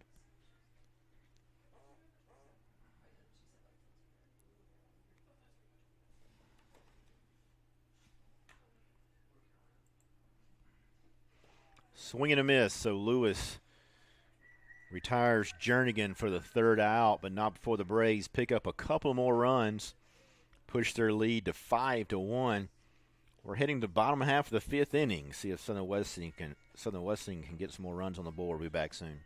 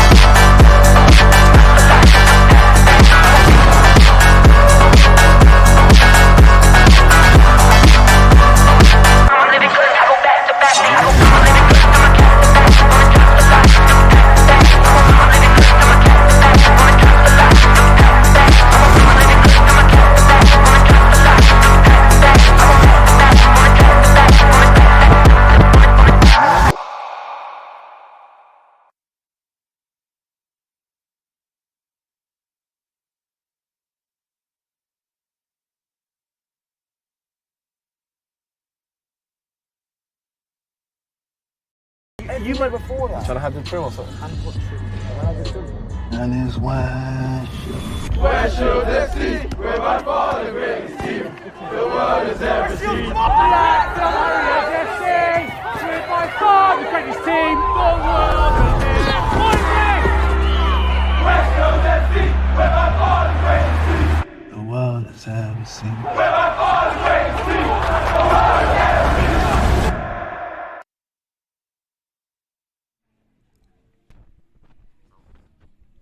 Right fielder Luke Taylor steps in for the Warriors here. See if Taylor can get something started here in the bottom half of the fifth inning. Taylor's came in hitting a cool hand Luke 500 there with 22 at bats.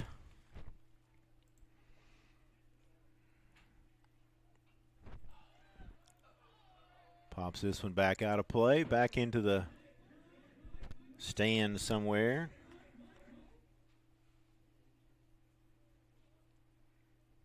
Taylor 0 for 1.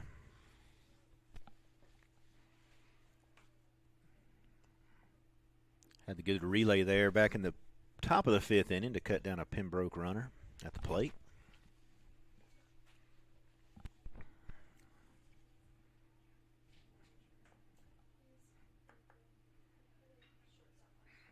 Punches this one to center field, but Tyler Steele is there for the Braves to record the first out of the fifth inning.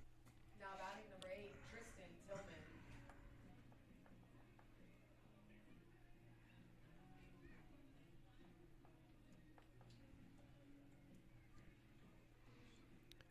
And brings up leadoff hitter Tristan Tillman, also 0 for 2 today. Tillman making his 11th start on the season. And that one's going to be at Stevens at shortstop, and nice throw over to retire the speedy Tillman. So brings up Nolan Evett.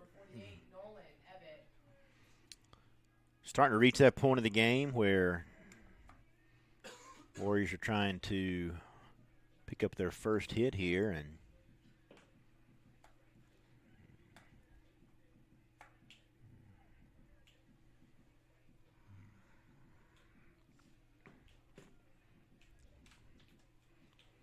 the Braves are obviously thinking in the back of their mind that we're on the early stages of a no-hitter, so we'll see if the Warriors can break that up, specifically Nolan Evett here, who more or less leads the team in batting with 381. As we mentioned, Taylor is at 500. He should have enough at bats to qualify. Evett has 65 at bats now. He's 0 for 2, struck out earlier in the game. That went in on the hands.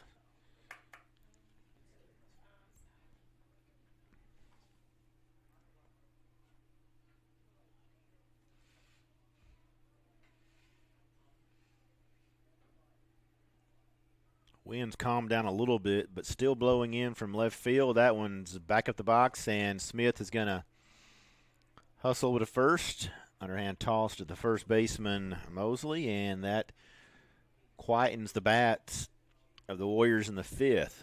So we'll head to the sixth inning. UNCP still leads 5-1.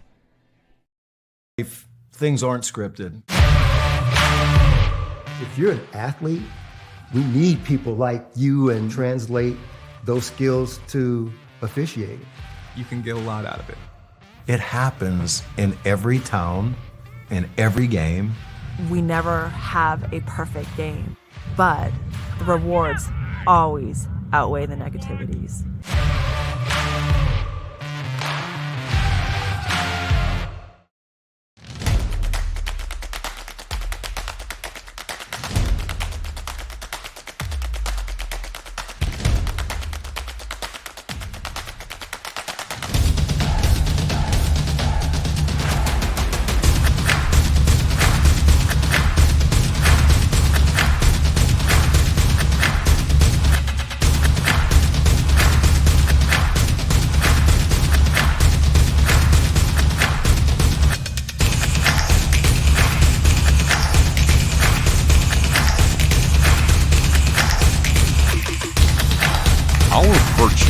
Set us apart. We daily work to build champions in body, mind, and soul. It's who we are. This is Conference Carolina.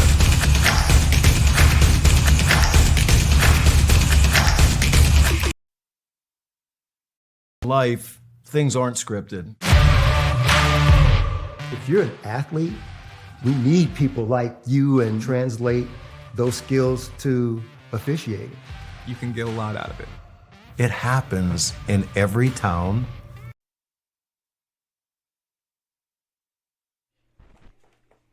Third baseman Boone Herman will lead off the sixth inning for Pembroke. Boone's 0 for 2 with a couple of strikeouts, struck out looking as well. Lewis back out there for his sixth inning of work.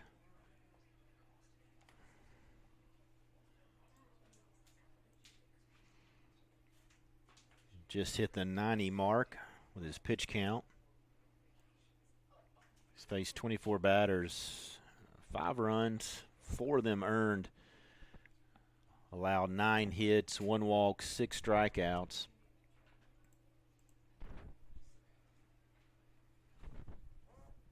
So it'll be Herman, Donathan, and Steele here in the top of the 6th for the Braves.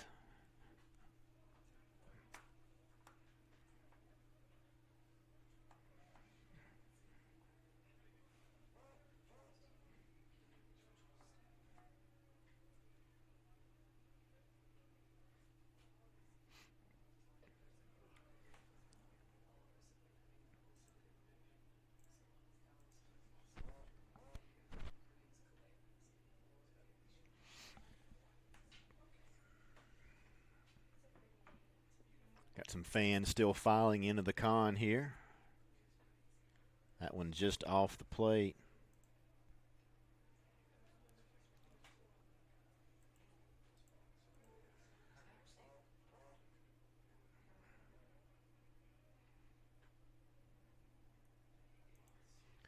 As we mentioned, Lewis is from Florence, South Carolina. Prepped at Florence Christian School before heading to Florence Darlington. Good junior college program down there just off the coast. He was the SCISA 3A Player of the Year back in 2023.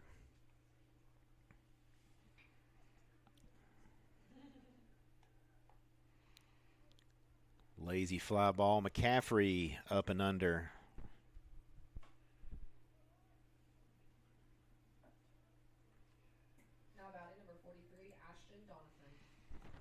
Catcher Ashton Donathan now. Batting with 1 out here in the 6th inning. Donathan 1 for 1 with a run scored. Also walked and picked up a stolen base.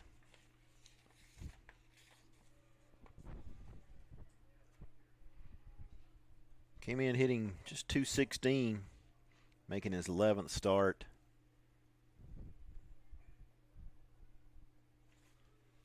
For the Braves, no action in their bullpen. And some movement, as we mentioned, down in the Warrior bullpen out in left field.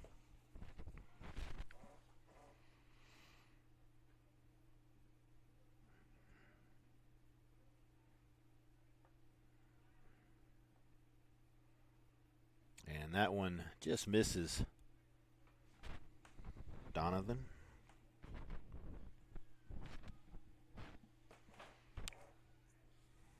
Quiet crowd here tonight. Everybody's kind of settled in. Fly ball left center field. McCaffrey en route, but Evett's going to catch it in left center field. Just shy of the Southern Wesleyan banner. We mentioned earlier, if you're making your way to the con tomorrow, make sure you get here first pitch at noon. An hour earlier than a normal 1 p.m. start. So 2 outs now. Tyler Steele. Steele 0 for 2 with a strikeout.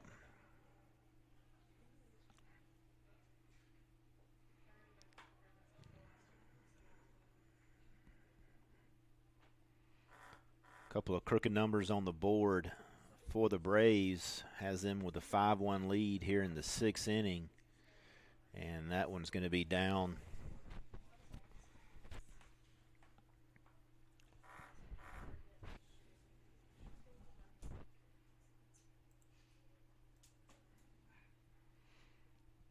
Men's basketball is going to be heading to Shawan this weekend. In fact, they'll leave tomorrow around 10:30.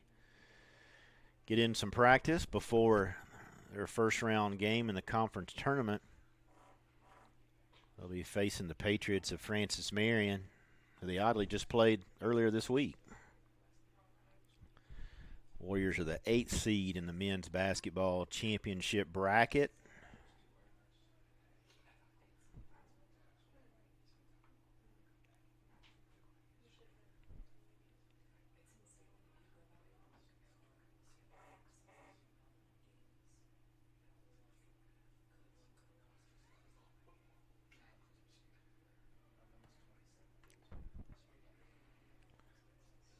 Basketball team coming off a tough loss at Emmanuel. Emmanuel's actually hosting one of 3 sites in the tournament. And then the semis and finals will be over at Wofford College.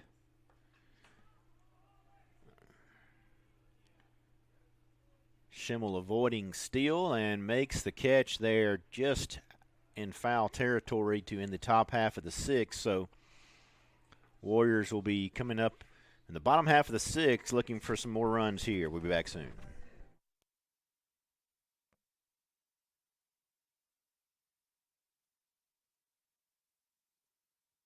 Legacy began in 1973. That was the year NCAA Division II was born. And since the very first day, our division has shaped generations of student athletes with a true sense of academics, athletics, and community. That is 5 decades of graduations, championships, teamwork, and personal development. 50 years of shaping student athletes into world-class leaders. NCAA Division II.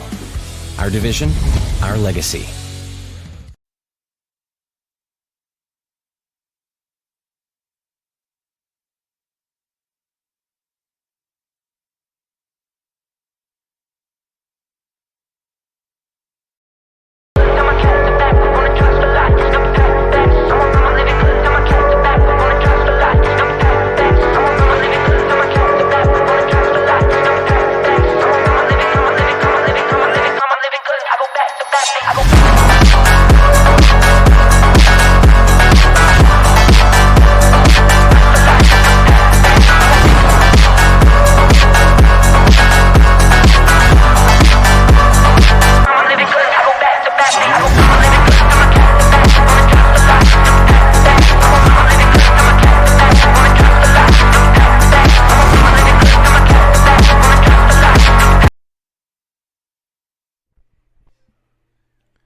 Ethan Schimmel going to make his way to the plate here, first baseman.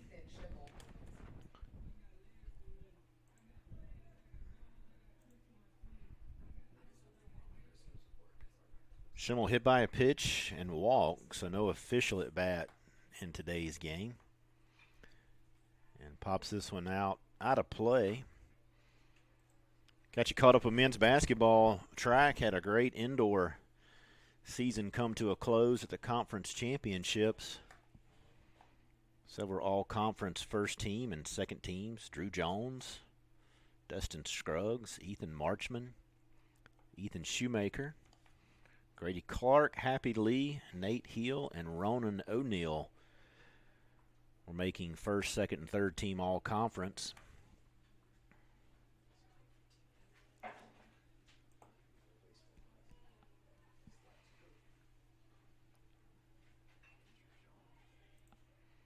Men finish 4th as Schimmel flies out to center field. Women finish 7th rather. And Merritt Smith picked up all conference in the 3,000 meters and the 5,000 meters, and also picked up a nice selection there as indoor track athlete of the year as Samuel Simons makes his way the designated hitter. Several records were broken too and set. We'll get those here momentarily.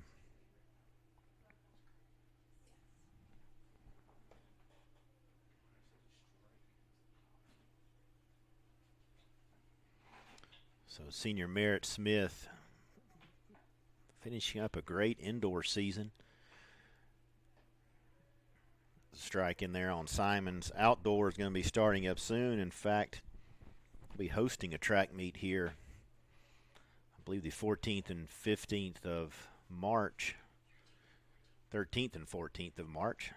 If you come on the 15th, you might not see anybody out there at the track, but it's always a fun time to allow the campus to see what a track meet is all about.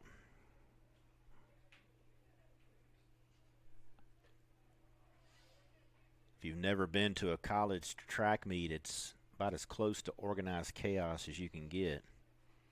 It's amazing how they pull those events off.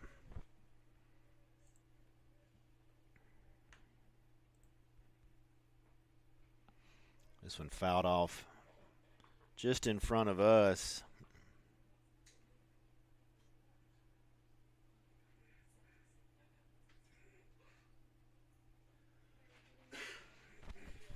Good outing by Ethan Shoemaker in the high jump.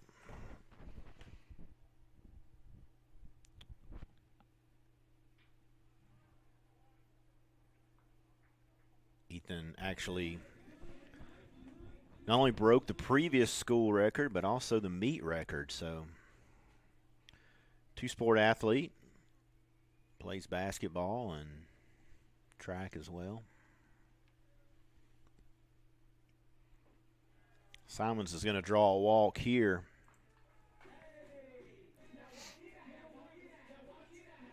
And is going to bring up second baseman Cade Bowling.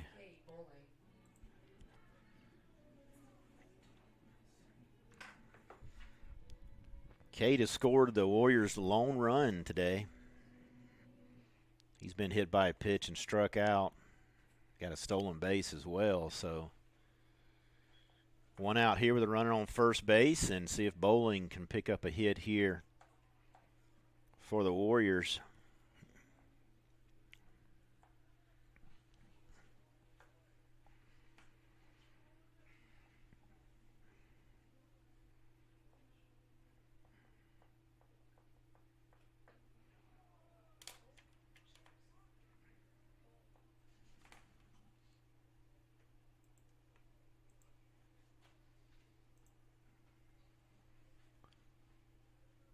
Obviously still no action down in the Pembroke bullpen, and next pitch by Smith will be 91, I believe.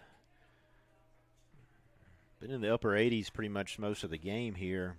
That one's up out of the zone as well. 3 walks, 4 strikeouts. Has hit 3 Warrior batters.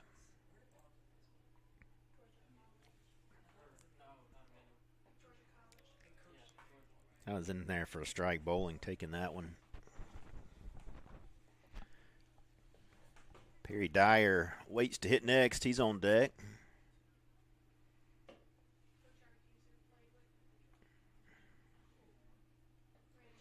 And that one's going to be up out of the zone. So a couple of base runners now for the Warriors.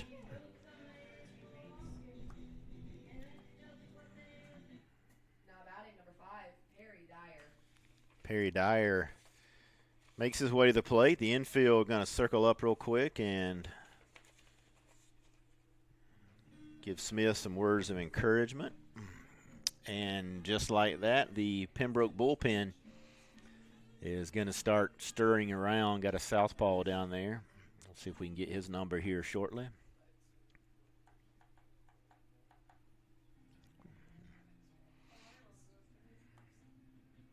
Infield visit is over, and now head coach Matt Robinson's going to take a timeout and have an offensive discussion here. Crucial time in this game with a couple runners on and 1 out. Lower half of the lineup for the Warriors.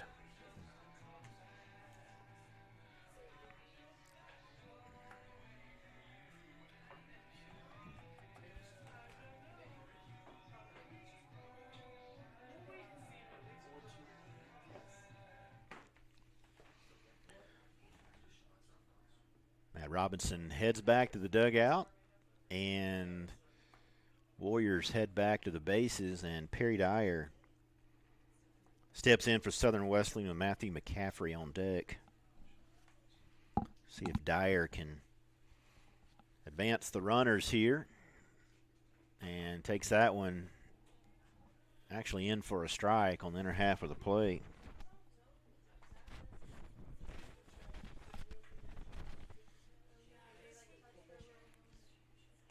As we mentioned, a lefty down in the bullpen for Pembroke as Smith is approaching the 100 pitch count.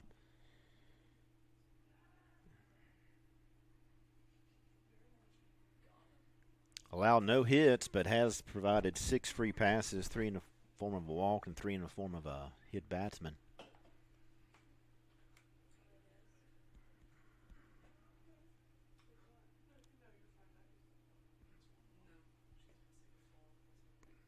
Swing and a miss.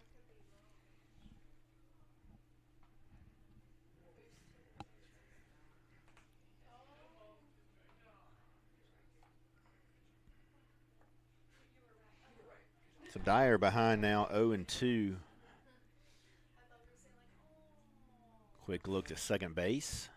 And a swing and a miss. And a throw back behind, and I think he might have got him on the foot, and he did. So a tough play there for the Warriors as Dyer went out swinging. And Donovan comes up firing back at second base and gets the diving runner back just on the foot. So a bang-bang play there to end the 6th inning. We'll go to the 7th. Pembroke still up 5-1. If things aren't scripted. If you're an athlete, we need people like you and translate those skills to officiating. You can get a lot out of it. It happens in every town, in every game. We never have a perfect game, but the rewards always outweigh the negativities.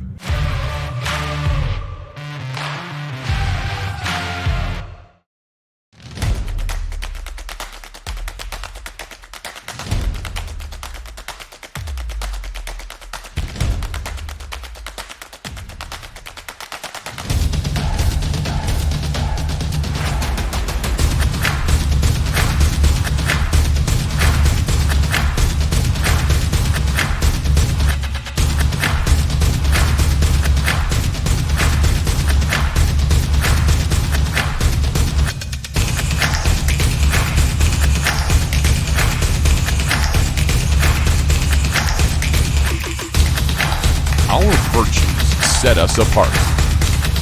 We daily work to build champions in body, mind, and soul. It's who we are. This is Conference Carolina.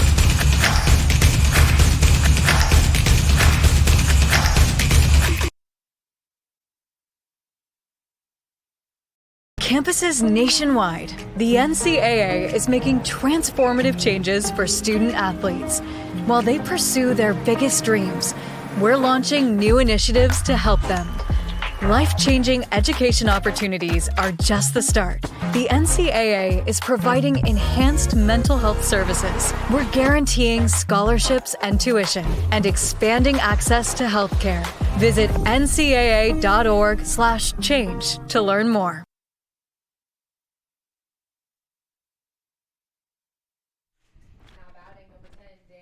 Back here at the con, Daniel Stevens, the shortstop, steps in for Pembroke. Tanner Lewis did a good job with the leading hitter for the Braves, holding him to an 0-for-3 effort so far today. And a new pitcher here in the 7th inning for the Warriors is going to be Gavin Kent. Gavin, a 6'2", 210 freshman from Dayton, Ohio.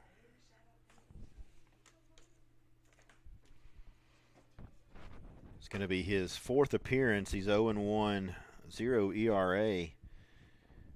Pitched 2 innings, has allowed a couple of hits, 1 run. It was unearned, 1 walk, and 4 strikeouts on the season. So you can close the book on Lewis. We'll get his numbers here in just a moment.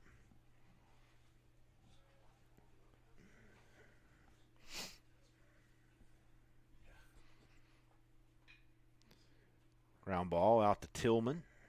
And going to call him safe. So Schimmel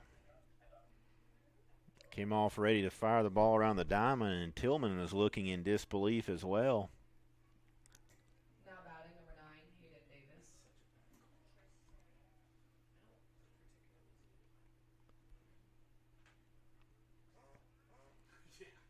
So a break there for the Braves. Getting Stevens on as a leadoff here in the 7th inning. Brings up left fielder Hayden Davis.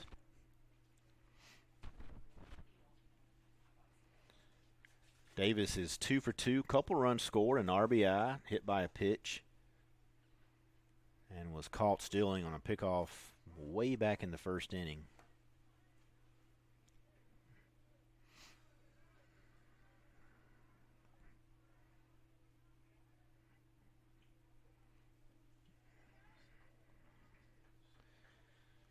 So Stevens hustling down the line.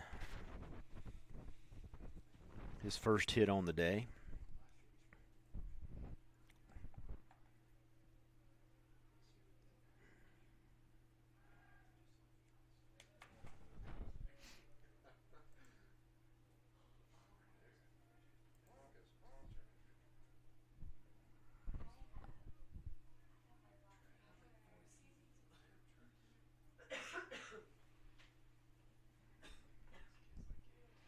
Kent, a right-handed pitcher, also an outfielder for Southern Wesleyan. As we mentioned, from Dayton, Ohio. Attended Centerville High School. Successful junior campaign there as they appeared in the district championship. And his brother Zach went on to play baseball at Hillsdale College for 4 years.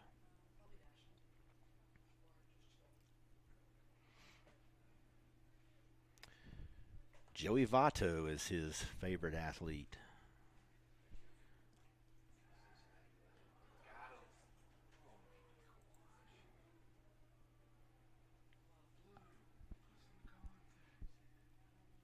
So Kent keeping the Ohio theme there with longtime Red Joey Votto.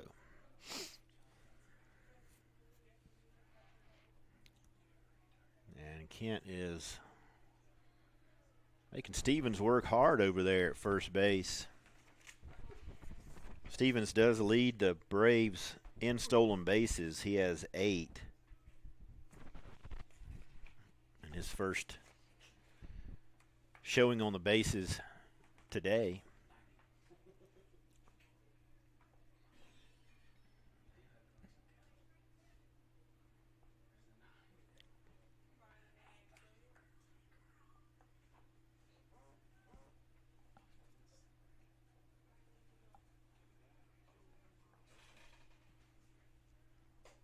Long look in by Kent. And the 0-2. Said he got him on the swing there. So Davis will head back, brings up first baseman Mason Mosley.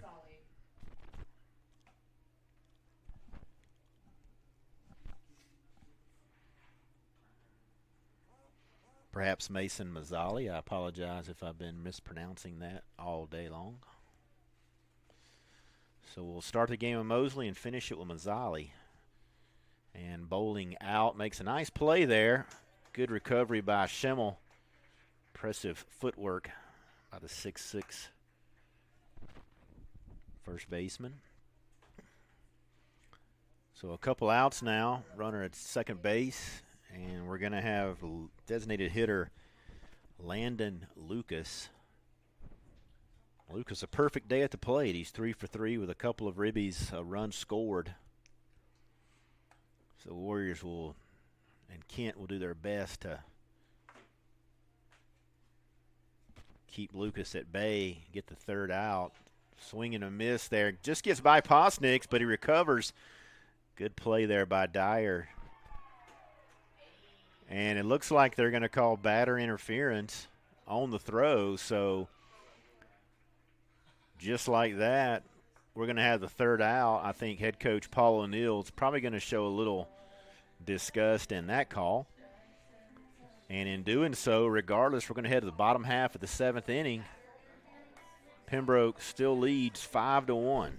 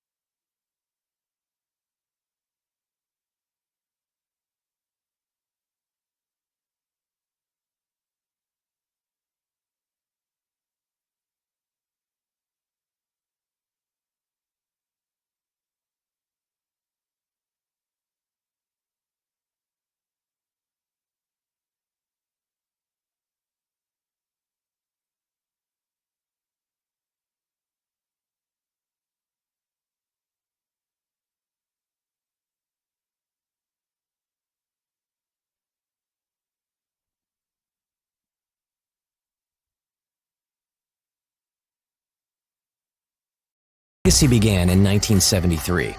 That was the year NCAA Division II was born. And since the very first day, our division has shaped generations of student athletes with a true sense of academics, athletics, and community. That is 5 decades of graduations, championships, teamwork, and personal development. 50 years of shaping student athletes into world-class leaders. NCAA Division II. Our division, our legacy. Welcome back to the Con here as we go to the bottom half of the 7th inning. Warriors trail 5-1. New pitcher on the mound for Pembroke is going to be Jared Lindholm. He's a sophomore from Midway, North Carolina. And pop up, and Donathan makes the catch just in front of the backstop. So you can close the book on Jacob Smith. Jared Lindholm, 2.0 ERA, making his 5th appearance, 9 innings, 7 hits, 4 walks, 9 strikeouts for the sophomore. And we're going to have a pinch hitter here in the form of Josh Long from Edgewater, Maryland.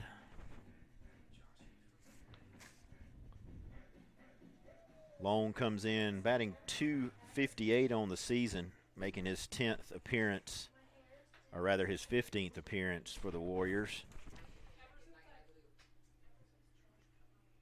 So he's played in all but one of the Warrior games, started 9.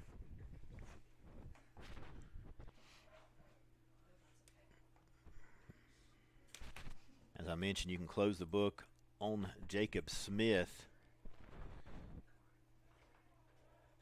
Finished up with 98 pitches, 6 innings, 1 run.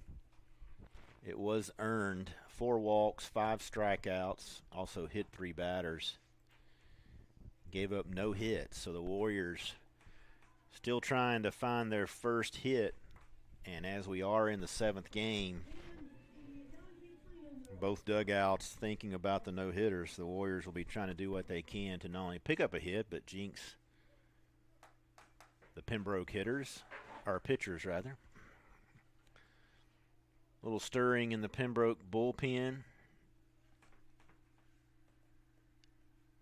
And got some movement down in the Warrior bullpen, it looks like. 1-2 fouled off. Josh Long is senior.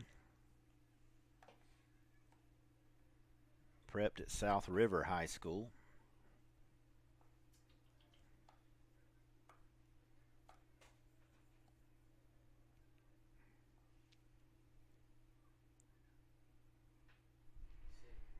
And that That one's going to be reeled in by Tyler Steele, the center fielder. So a couple outs now. Now batting number 0, Luke Taylor. Number 9 hitter, right fielder Luke Taylor. Luke is 0 for 2.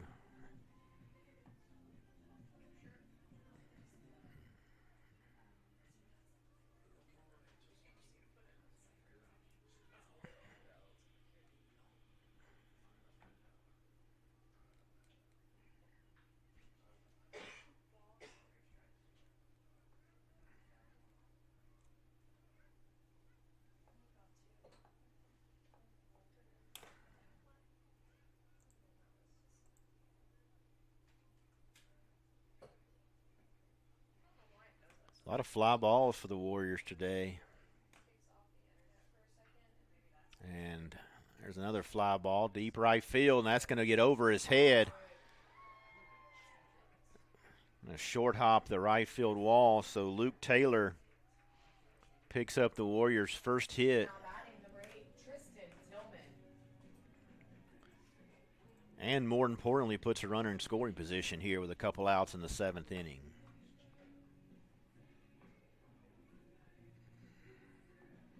So the no-hit bid is busted up.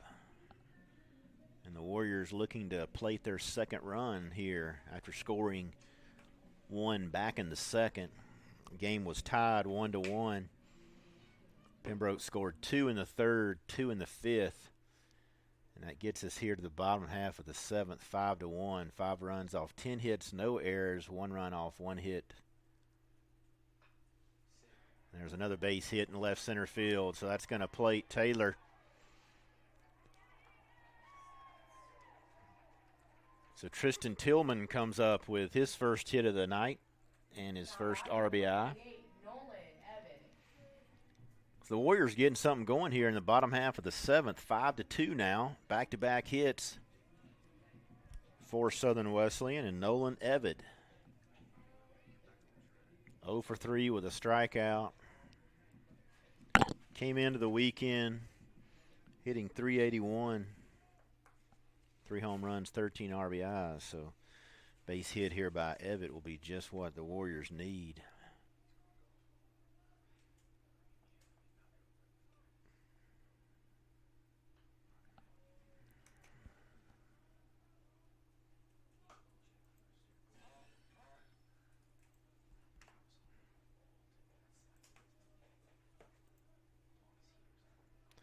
As we mentioned, Evid, a local product from Liberty, just down the road. Went to Spartanburg Methodist before becoming a Warrior. Tillman off on the pitch. Foul ball. Tillman has 16 stolen bases on the season.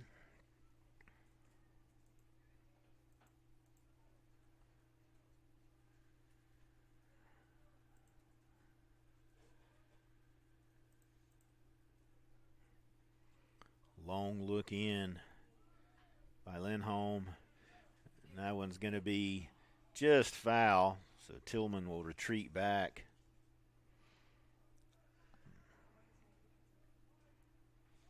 Evitt started in 37 of the 44 games he played in last year and hit .308.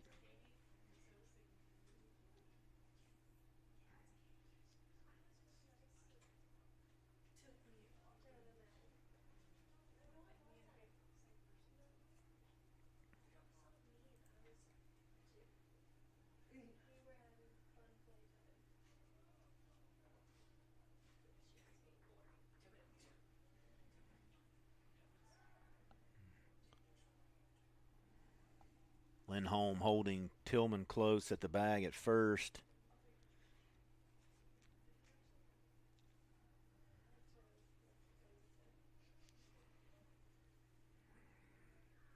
Good speed at first and at the plate for Southern Wesleyan. So Tillman is off and is going to be cut down by Ashton Donathan. With a nice throw there to end the inning. So we'll head to the top half of the 8th. Warriors pick up a run They cut the deficit to 3. When we're back, Pembroke will be hitting, and they're leading 5-2. If things aren't scripted. If you're an athlete, we need people like you and translate those skills to officiating. You can get a lot out of it. It happens in every town, in every game.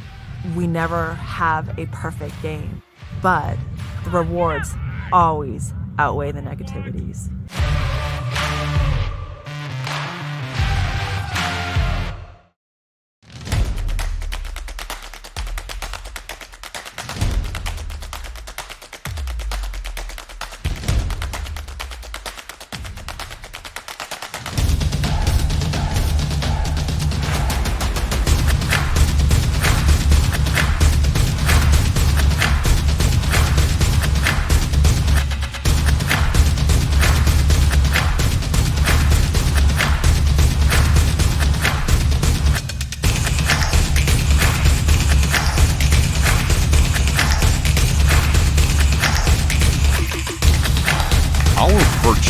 Set us apart. We daily work to build champions in body, mind, and soul. It's who we are. This is Conference Carolina.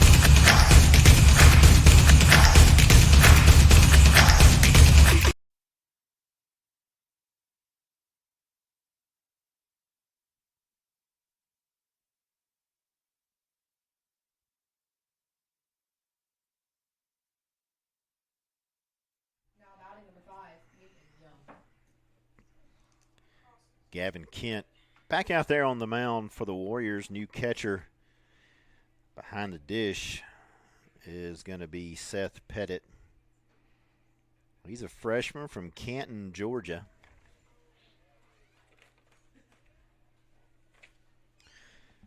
He's taken over for, Ryan Posnix, who was pinch hit back in the 7th by Josh Long.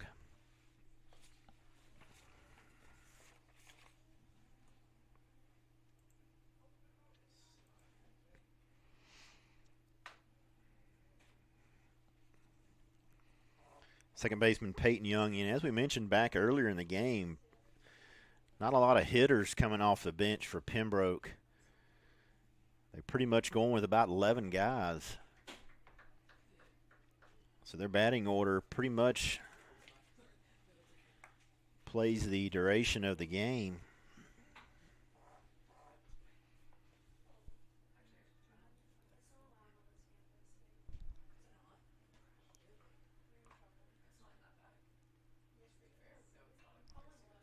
Fly ball out to left field is going to get out of play.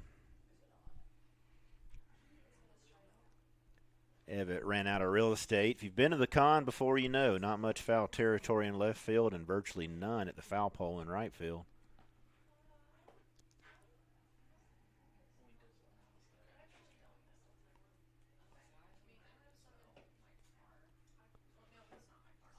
Con is tucked in on the backside of campus. Nice setting.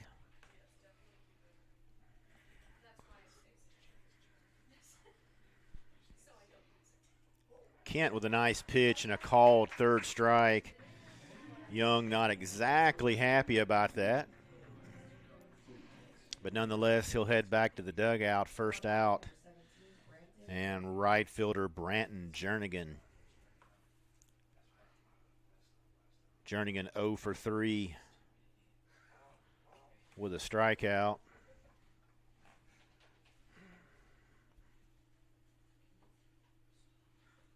Wind still blowing slightly in from left field, maybe at 8 to 9 miles per hour. Hasn't had much impact on the game other than early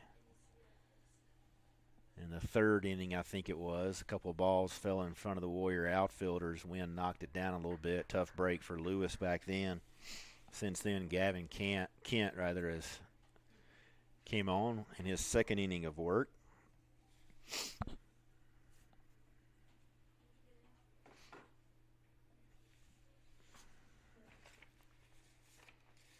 Pushes the count to 2-1.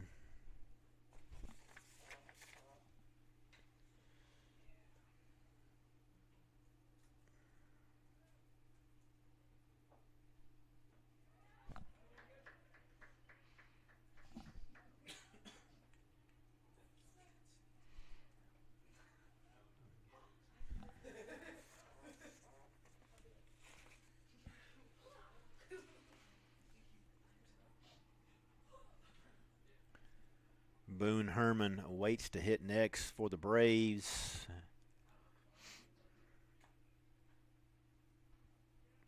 2-2 count.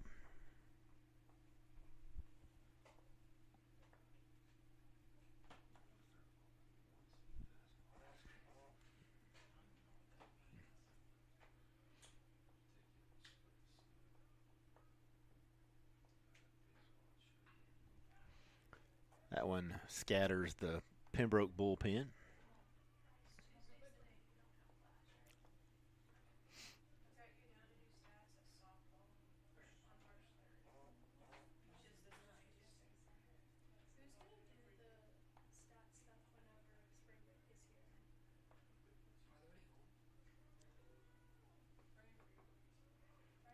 That one misses.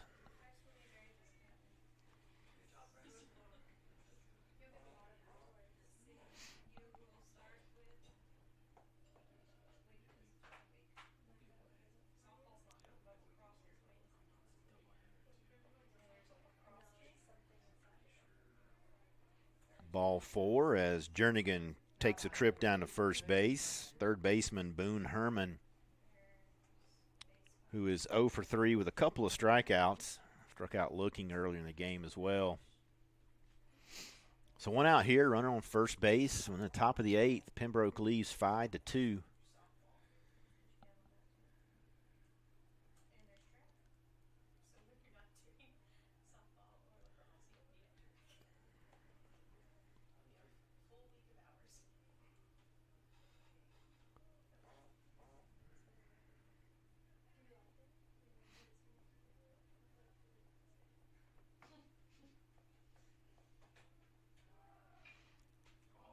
Jernigan off on the pitch.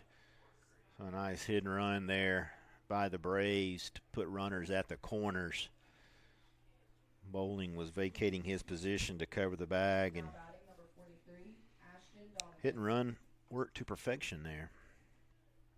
And Ashton Donathan, the catcher, steps in for Pembroke.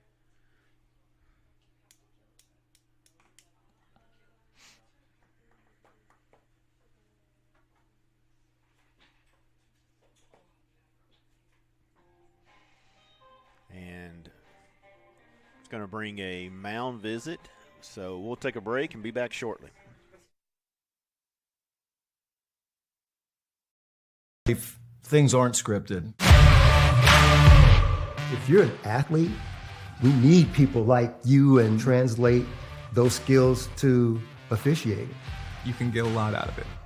It happens in every town, in every game. We never have a perfect game, but the rewards always outweigh the negativities.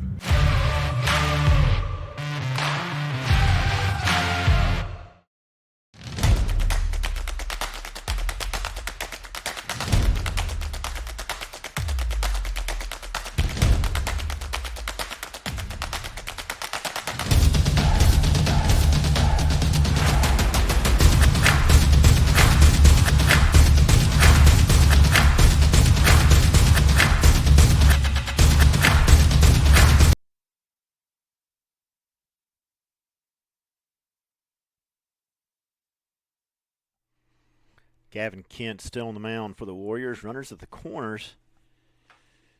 And as we mentioned, catcher Ashton Donathan at the plate. He shows bunt and a little safety squeeze here. Scores another run. Pushes it to 6-2. So nice job there by Donathan. Pushes another run across in the top half of the 8th. And this is going to be center fielder Tyler Steele.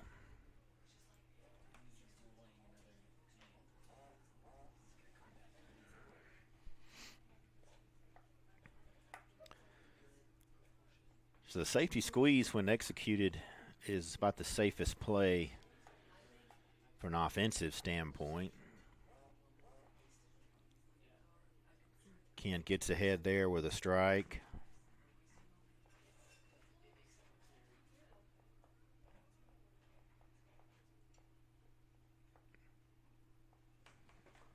That one just off the plate.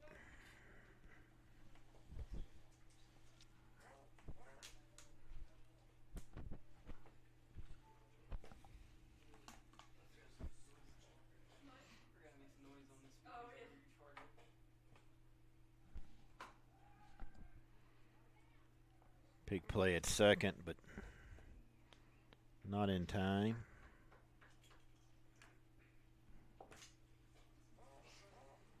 As we mentioned, still 0 for 3 with a strikeout, and Daniel Stevens awaits on deck, should still reach here.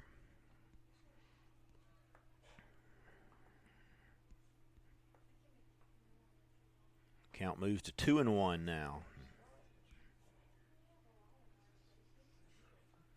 We are currently in that twilight type of night, so the light's not taking full effect. So fly balls are going to be hard to pick up as the count evens 2-2 with 2 outs, so the deuces are wild here. Wind picking back up in left field.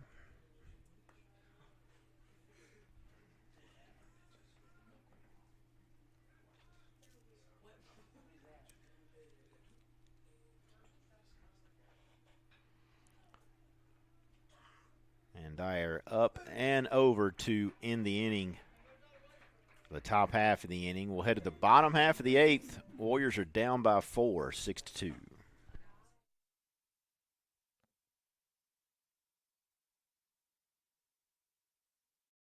If things aren't scripted. If you're an athlete, we need people like you and translate those skills to officiating. You can get a lot out of it. It happens in every town, in every game. We never have a perfect game, but the rewards always outweigh the negativities.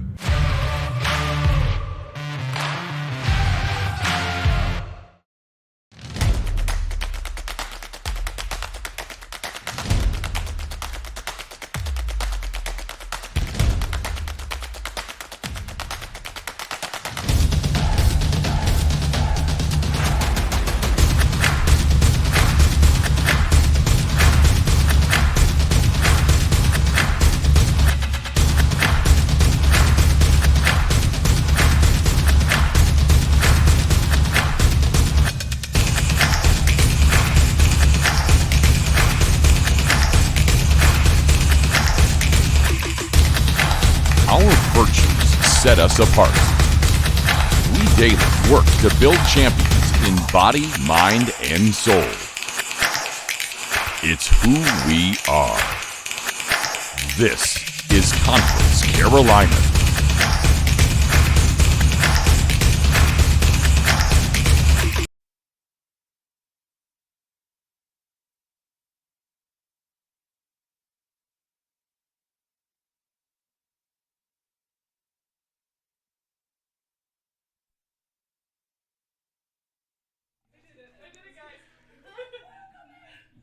Bottom of the 8th inning here, Nolan Evett steps to the plate for the Warriors. So Wesleyan trailing by 4.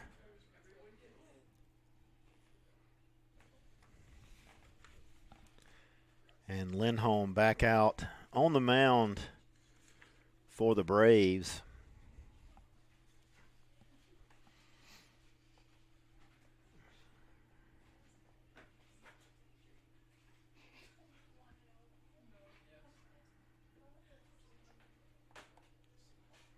Some discussion between the inning. I believe it was surrounding the pitcher's delivery. He is going from the stretch, coming out of the bullpen, but rocks a little bit. Can't tell if he disengages from the dirt or not from this point of view.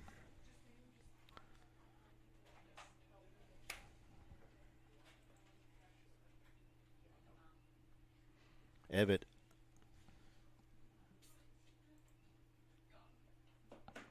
fouls this one off, 0 for 3 with a strikeout. Nolan was at the plate in the bottom of the 7th when Tillman was cut down at second base attempting to steal. So Evatt getting a couple more looks off the pitcher Lindholm. This one just off the plate. Pushes it to full count now.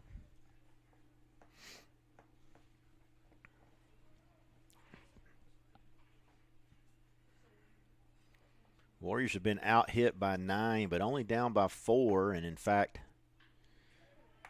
keeping it within one swing as Evatt's going to one-hop the wall and head up with a stand-up double for a leadoff hit here in the 8th inning. So that's exactly what Southern Wesleyan needed.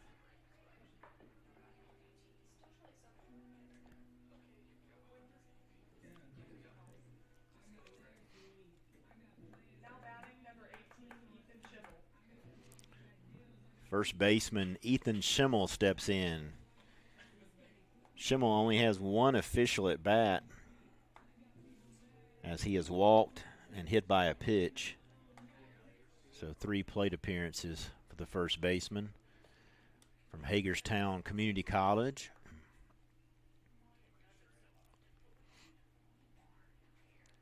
That was in there for a strike. So Lindholm gets ahead 0-1 here.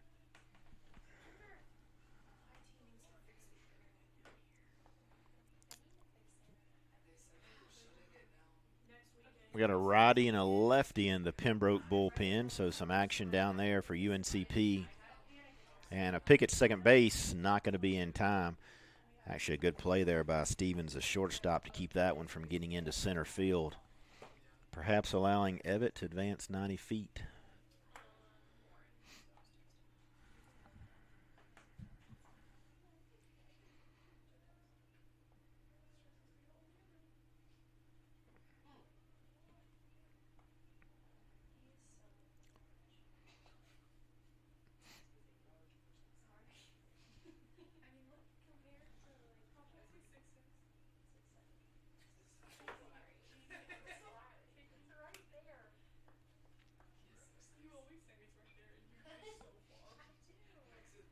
Schimmel fouls this one off. 1-2 count now.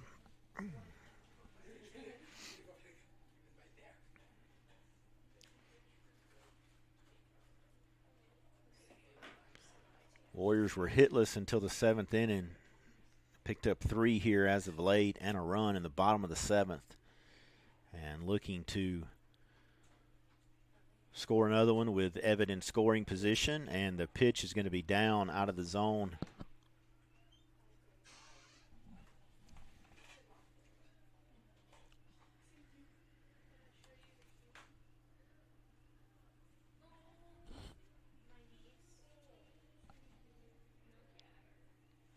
Samuel Simons, the designated hitter, awaits to hit next, and that one's going to get past the second baseman and still picks it up, and Evatt is going to – Schimmel's going to make it into second base on an errant throw by the center fielder. It almost looked as if he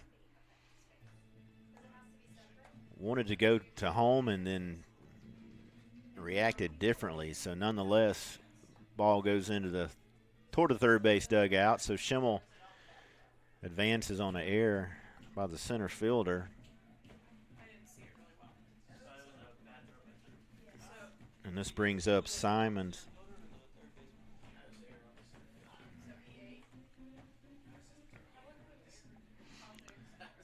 So Simons steps in. 6-3 now as the Warriors have cut the lead in half. Still no outs, another runner in scoring position. And there's a fly ball. Steal. Schimmel goes back to draw a throw. Actually, he's going to make it attempt to go to third, and he's going to be safe.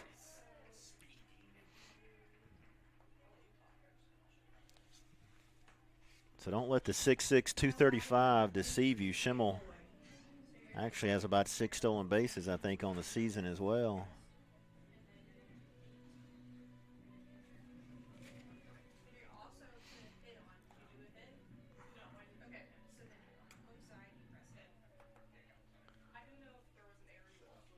So Simons advances Schimmel, and head coach Paul O'Neill is going to head out. So we're probably going to see a pitching change here. And with that possible change, we're going to take a break and be back soon.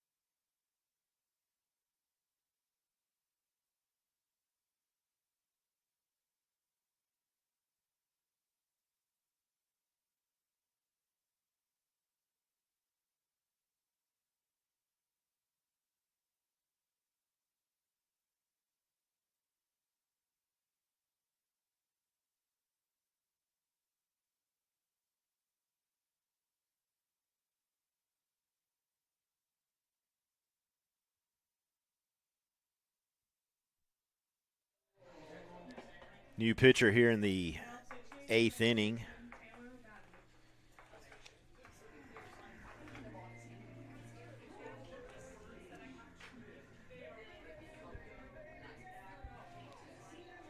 It's going to be number 15, Taylor Batten. He's a redshirt sophomore from New Bern, North Carolina.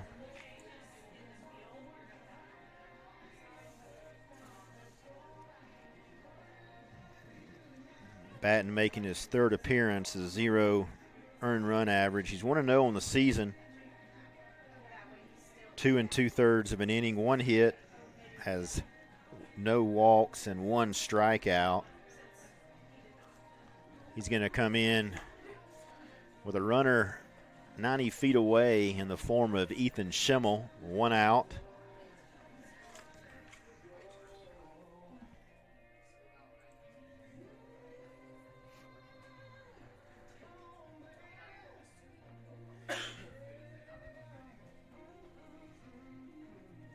And Cade Bowling is going to be at the plate, the second baseman. As I mentioned, 1 out. Samuel Simons, deep fly ball to center field that Schimmel tagged up on, got in just before the tag. So Bowling going to step in left-handed batter's box, and lefty on lefty here, see what can happen. Bowling entered the weekend hitting .271, 48 at-bats, 1 home run, 11 RBIs. So Warriors have cut the deficit in half, and the first pitch from Batten's going to be in there for a strike.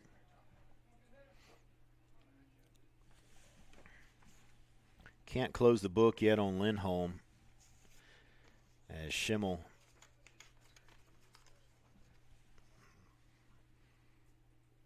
reached before the pitching change.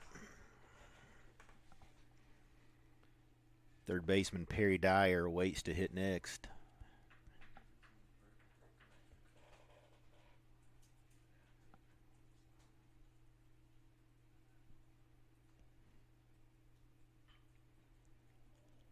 Foul ball just in front of the Warrior dugout.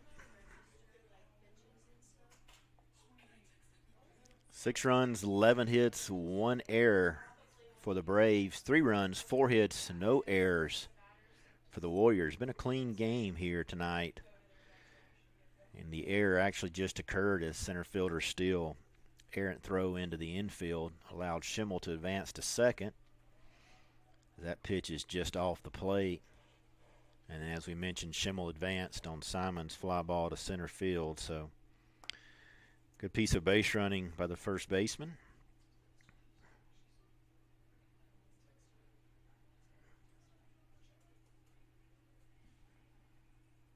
And that one's in there for a called third strike. So Bowling will head back to the dugout, and this brings up the aforementioned third baseman Perry Dyer. Dyer's 0 for 2 with a walk, a strikeout. And prior to game one of this series was hitting .286, making his 12th start on the season.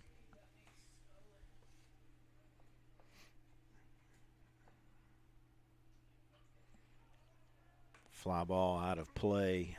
Warriors looking to pick up their third conference win if they can rally back here. And Pembroke is looking to secure their fifth conference win.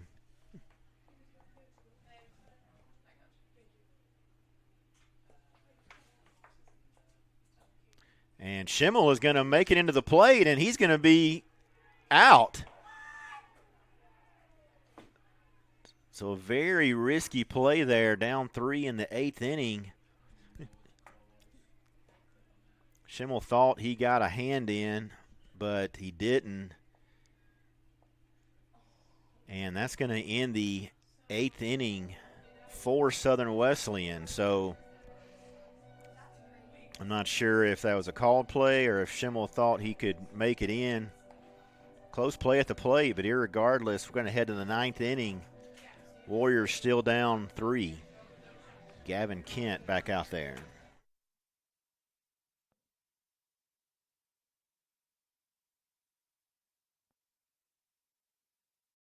If things aren't scripted. If you're an athlete, we need people like you and translate those skills to officiating. You can get a lot out of it. It happens in every town, in every game. We never have a perfect game, but the rewards always outweigh the negativities.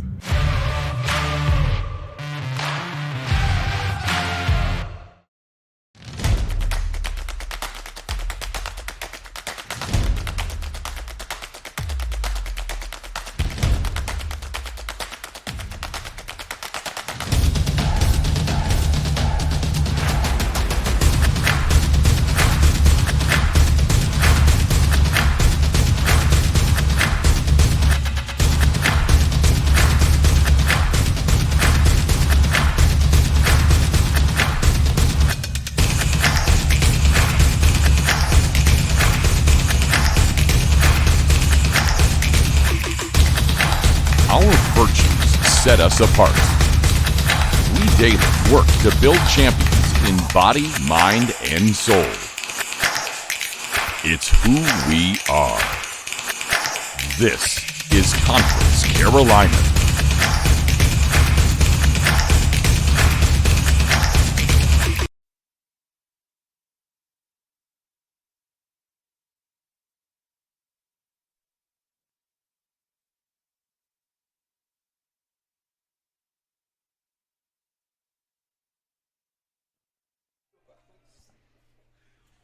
Gavin Kent back out of the mound for the Warriors. Here in the top half of the 9th inning, Pembroke will be looking to pick up some insurance runs here as shortstop Daniel Stevens steps in.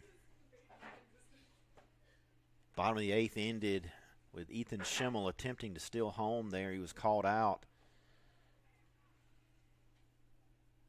And now the Warriors will look to keep the deficit at 3.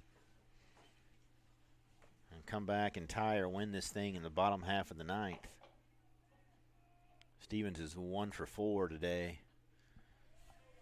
He does lead Pembroke in hitting. Entered the series batting .490. Started all 13 games for Pembroke.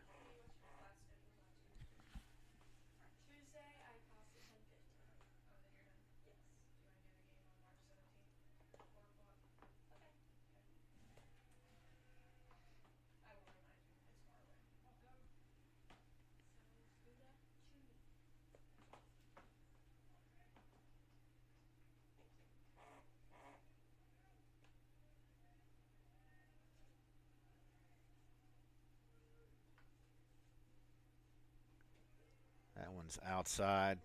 Count pushes to 3-2. And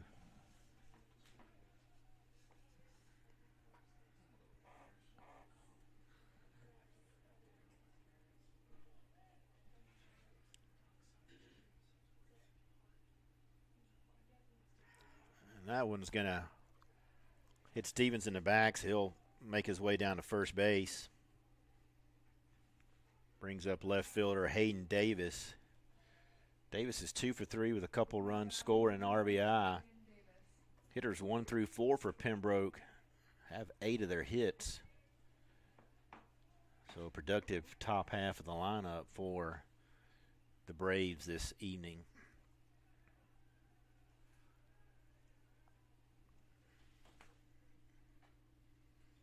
Continued action down in the Southern Wesleyan bullpen and in the Pembroke pen.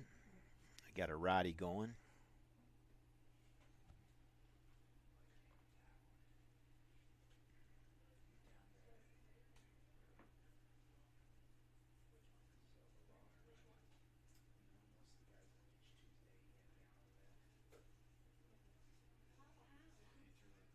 Home plate umpire going to slowly make his way out to the mound and break up the conversation.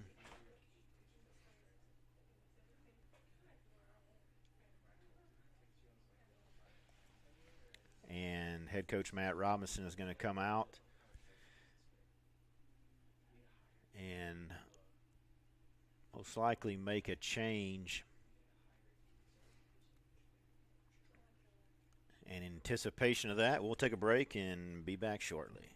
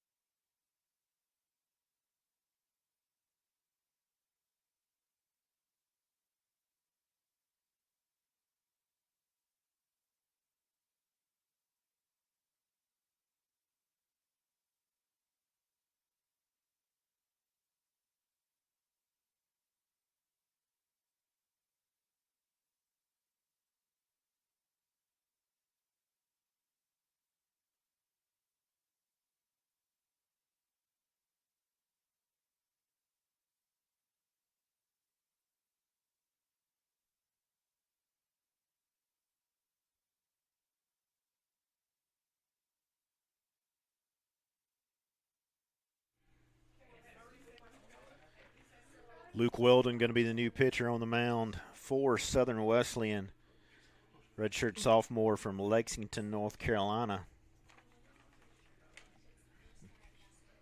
And he's going to be facing left fielder Hayden Davis, first to pick attempt over at first base. Luke comes in with a 6.75 ERA, making his 4th appearance on the season.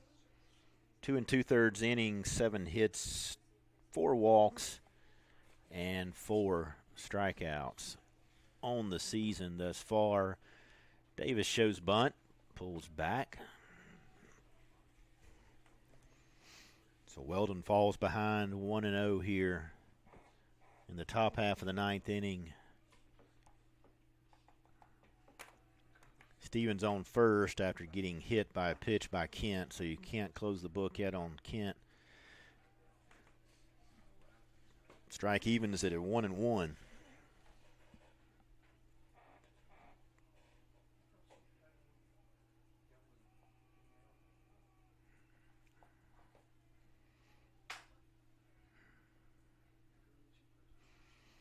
Weldon with a long look in. Davis showing bunt once again.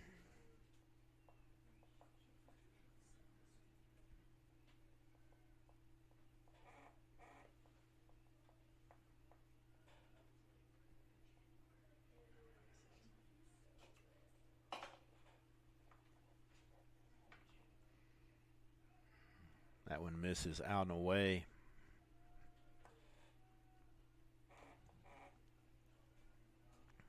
Davis 2 for 3, as we mentioned, with a couple runs, an RBI, strikeout. First baseman Mason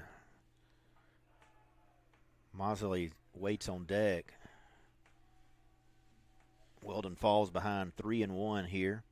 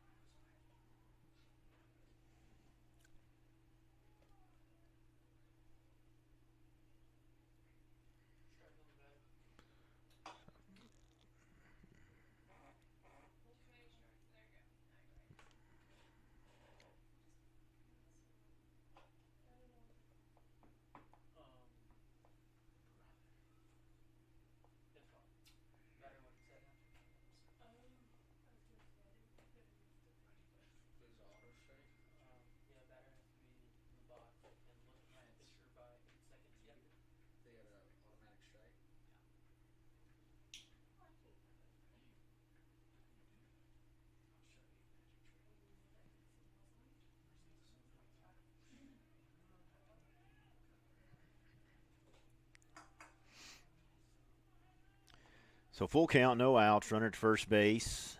And after an offensive timeout, Davis back in the box. And Weldon with the payoff pitch here. Another pick play at first, so we'll regroup and start it over again.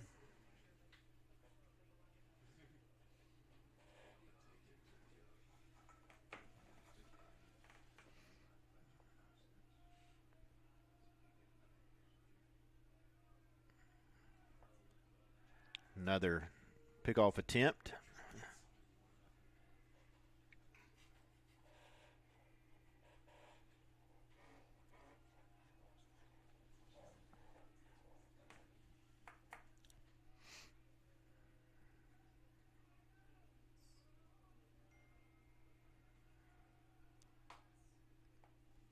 And a 3-2 is in there for a called strike. Davis not extremely appreciative of that, but irregardless, going to bring up first baseman Mason Mosley. And Mason 2 for 4 with a run scored, a strikeout. Now to bat, number 16, Mason Mosley. As we mentioned, the top 4 hitters have 9 of the 11 hits, so Weldon has his work cut out for him. Mosley in. So lefty versus lefty here. Stevens still at first base after being hit by the pitch.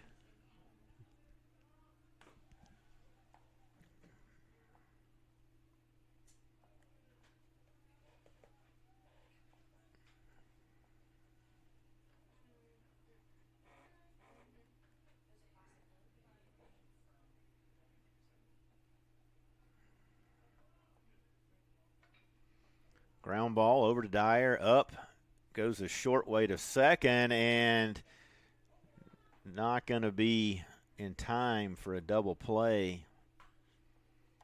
But the Warriors did get the lead runner.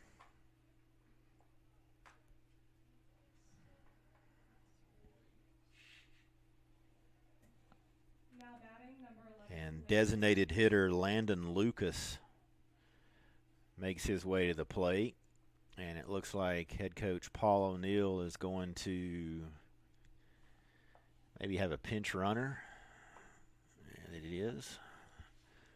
So number 4, J.D. Scarborough, junior from Pitt Community College, is going to come in and run at first base with a couple outs now. Coach O'Neill recognizing how important that fourth run could be for Pembroke here.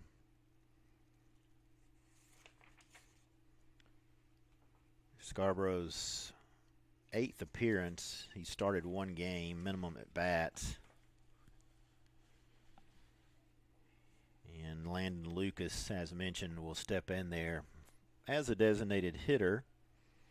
He's 3 for 4 with a run scored, a couple of RBIs. So Weldon 1 out away from sending this to the bottom half of the 9th inning. Definitely wanting to try to keep it at a 3-run deficit.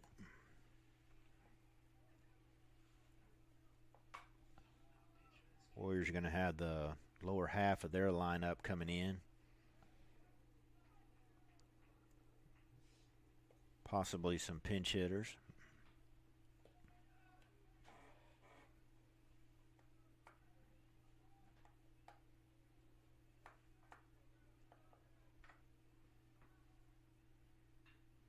Fly ball in the right center field. Taylor's going to be on his horse, but he's not going to get there. And that's going to allow the pinch runner Scarborough to score from first base with a couple of outs and push the deficit to 4 as Pembroke now leads 7-3 with another runner in scoring position. That obviously was a big run, but definitely Warriors definitely want to keep it at 4, keep it within one swing at least going into the bottom of the 9th. And second baseman Peyton Young, who was 1 for 4 with an RBI, has a triple. Struck out a couple of times today. And a swing and a miss there. Young came into the series batting .289, started all 13 games now for Pembroke.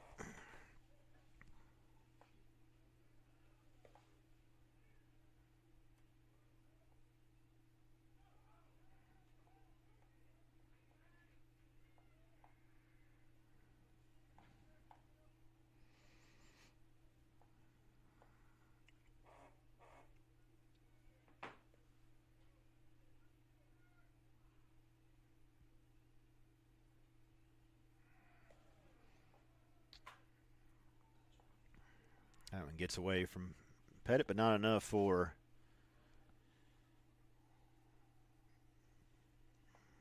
Lucas to advance.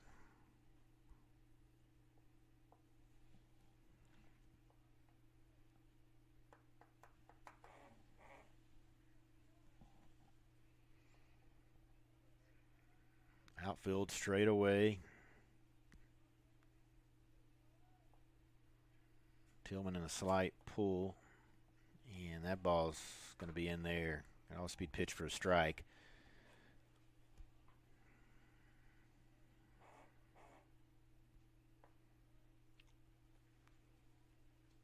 So deuces are wild here in the 9th inning as Weldon looks to get out of the top half. And that one's going to be another hit batsman. Nope, he's going to say that's a foul ball too.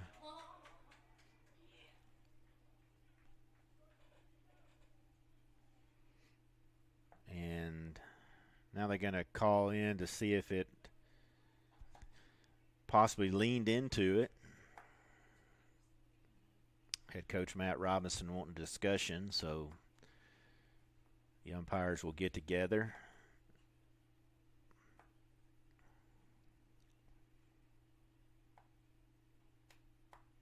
And it's going to be a strike to end the top half of the ninth inning.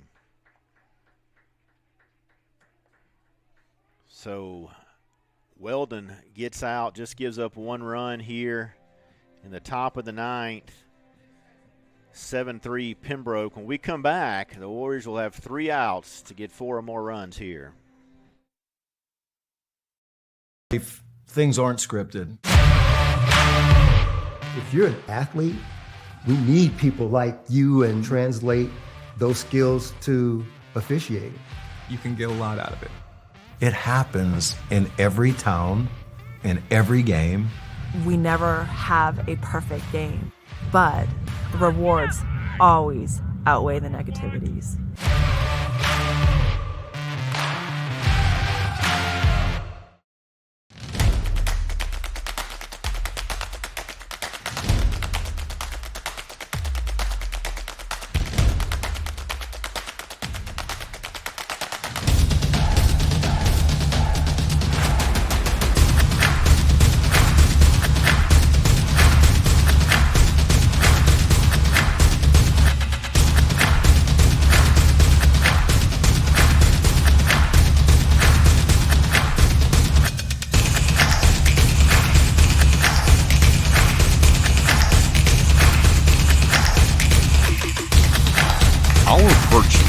Set us apart. We daily work to build champions in body, mind, and soul. It's who we are. This is Conference Carolina.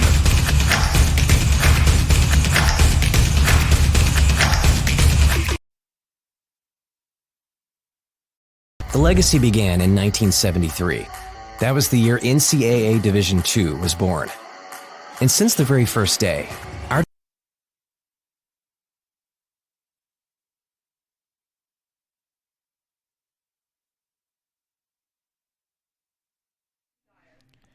fans were back here, bottom of the ninth inning. Warriors have 3 outs. Got to score at least 4 to extend this one. 5, they can walk it off. Called strike on Perry Dyer, the third baseman.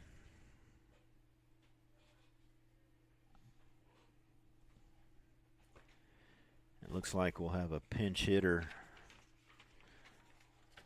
coming up. Ball down the right field line and almost overplayed it, but Jernigan ended up catching up the first out here as Cole Kirshner, sophomore from North Carolina, also a transfer from Limestone.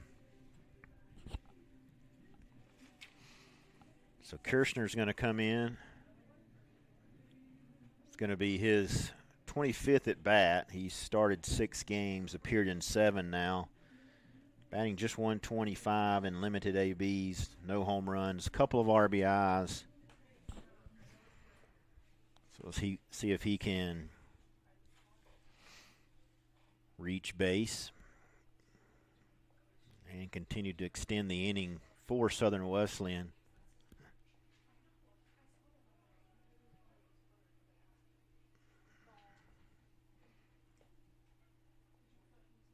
Some subdued action down in the Pembroke bullpen.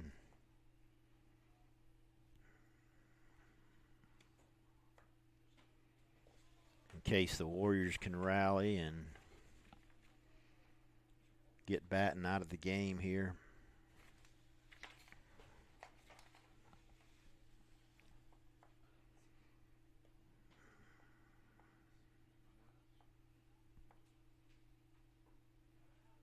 That one's in there for a strike. 2-1 count now. 1 out here.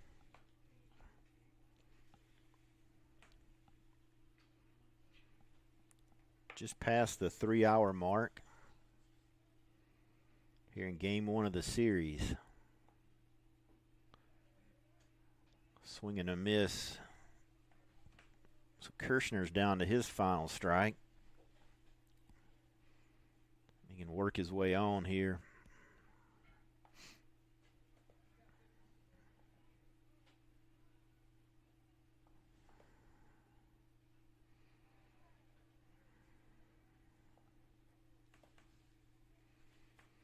These two teams will be back in action tomorrow. First pitch noon, about an hour earlier than normal on a Saturday doubleheader. Hopefully you can make it out to the park. If not, check out the live stream. And there's a called strike. Kirshner not exactly excited about that one. And this is going to bring up Bo Burge, freshman from Chandler, Arizona. So Burge pinch hitting here, brings in a 286 average. It's going to be his 9th appearance. Has 1 star on the season, only 7 at bats, no home runs and an RBI. So Burge is going to have to extend it in order to get Luke Taylor, the right fielder, at the plate and continue a rally here, potential rally here for the Warriors. That one's down in the zone. 1-0 count now.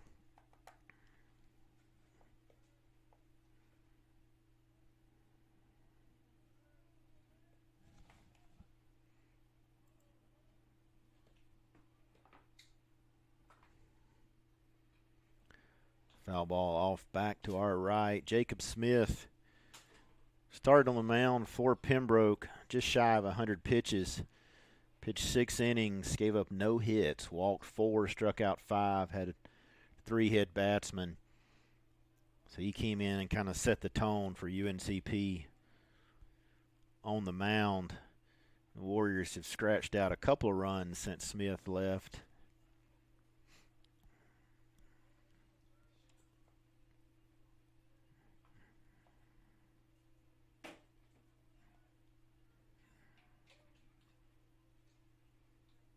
The 2-1 fouled off.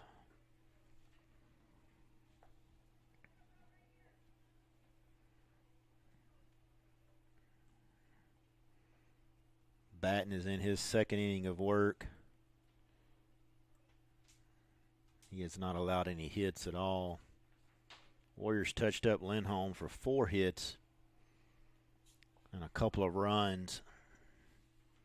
And there's going to be another hit batsman.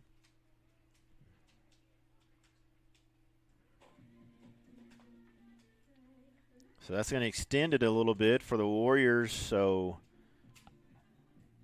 Burge will head down to first base, and Luke Taylor, the right fielder, is going to step in.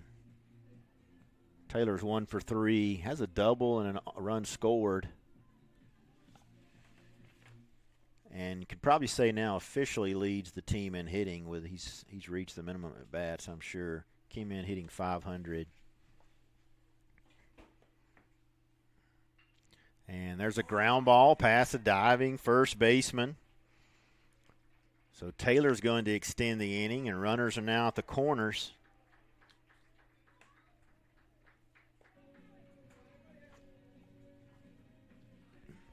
And this is going to bring up Tristan Tillman.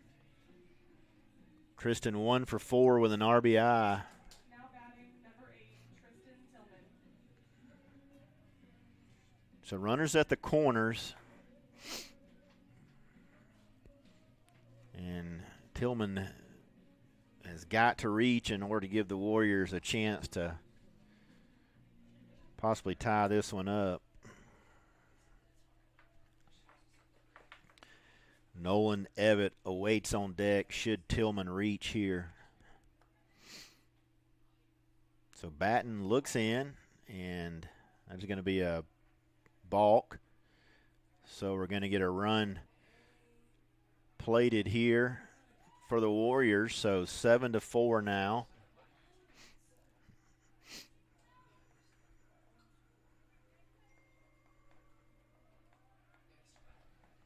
And I think head coach Paul O'Neill is going to make his way to the mound. And we may end up getting a pitching change here. Or maybe just a conversation.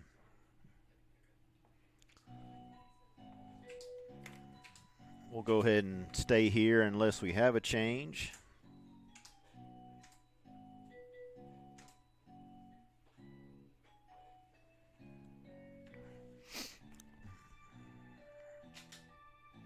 riding the bullpen's been down there for a couple of innings.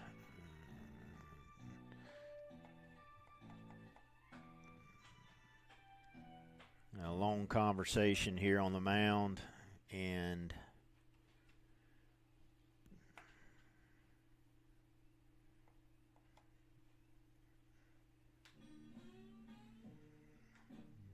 with 2 outs and Tristan Tillman at the plate, Warriors have the top of the lineup to continue to get something going, and we're going to have a pitching change here. So with that, we'll take a break and set the tone when we return.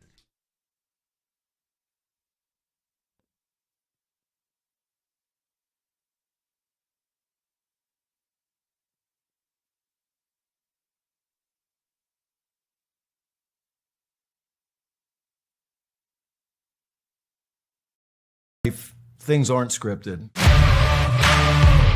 If you're an athlete, we need people like you and translate those skills to officiating. You can get a lot out of it. It happens in every town, in every game. We never have a perfect game, but the rewards always outweigh the negativities.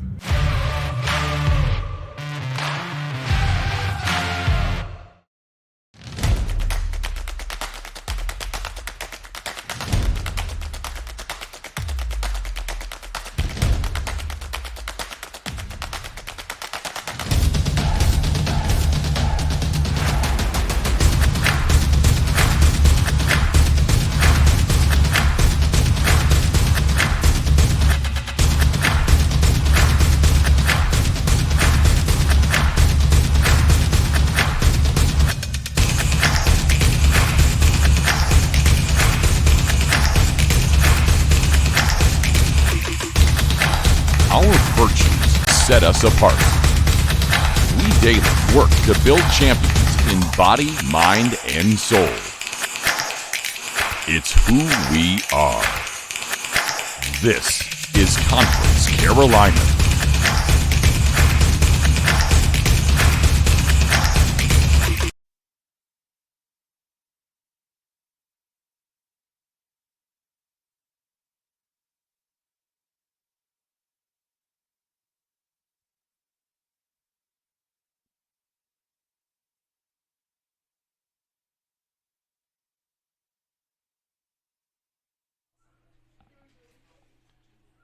Tristan Tillman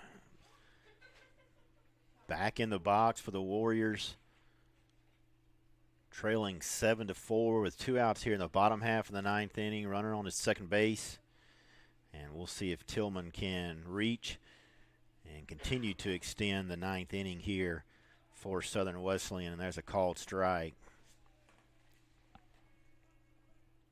Ryan Wells, redshirt junior from Chattanooga State Community College, is the new pitcher for Pembroke.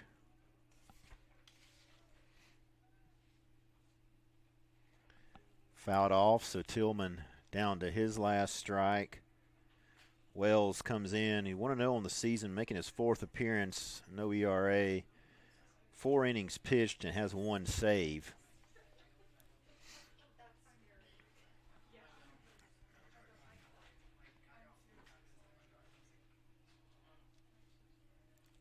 So Tillman has a battle here, and fly ball in the pin, and first baseman Morgan Paget makes the catch to end the inning and the game for Southern Wesleyan. Game 1 of the series is complete. 7 runs, 12 hits, 1 error for the Pembroke Braves, and 4 runs, 5 hits, no errors for Southern Wesleyan. The 2 teams will be back in action tomorrow, first pitch at noon, game 2 and 3 of the series. Thank you for joining.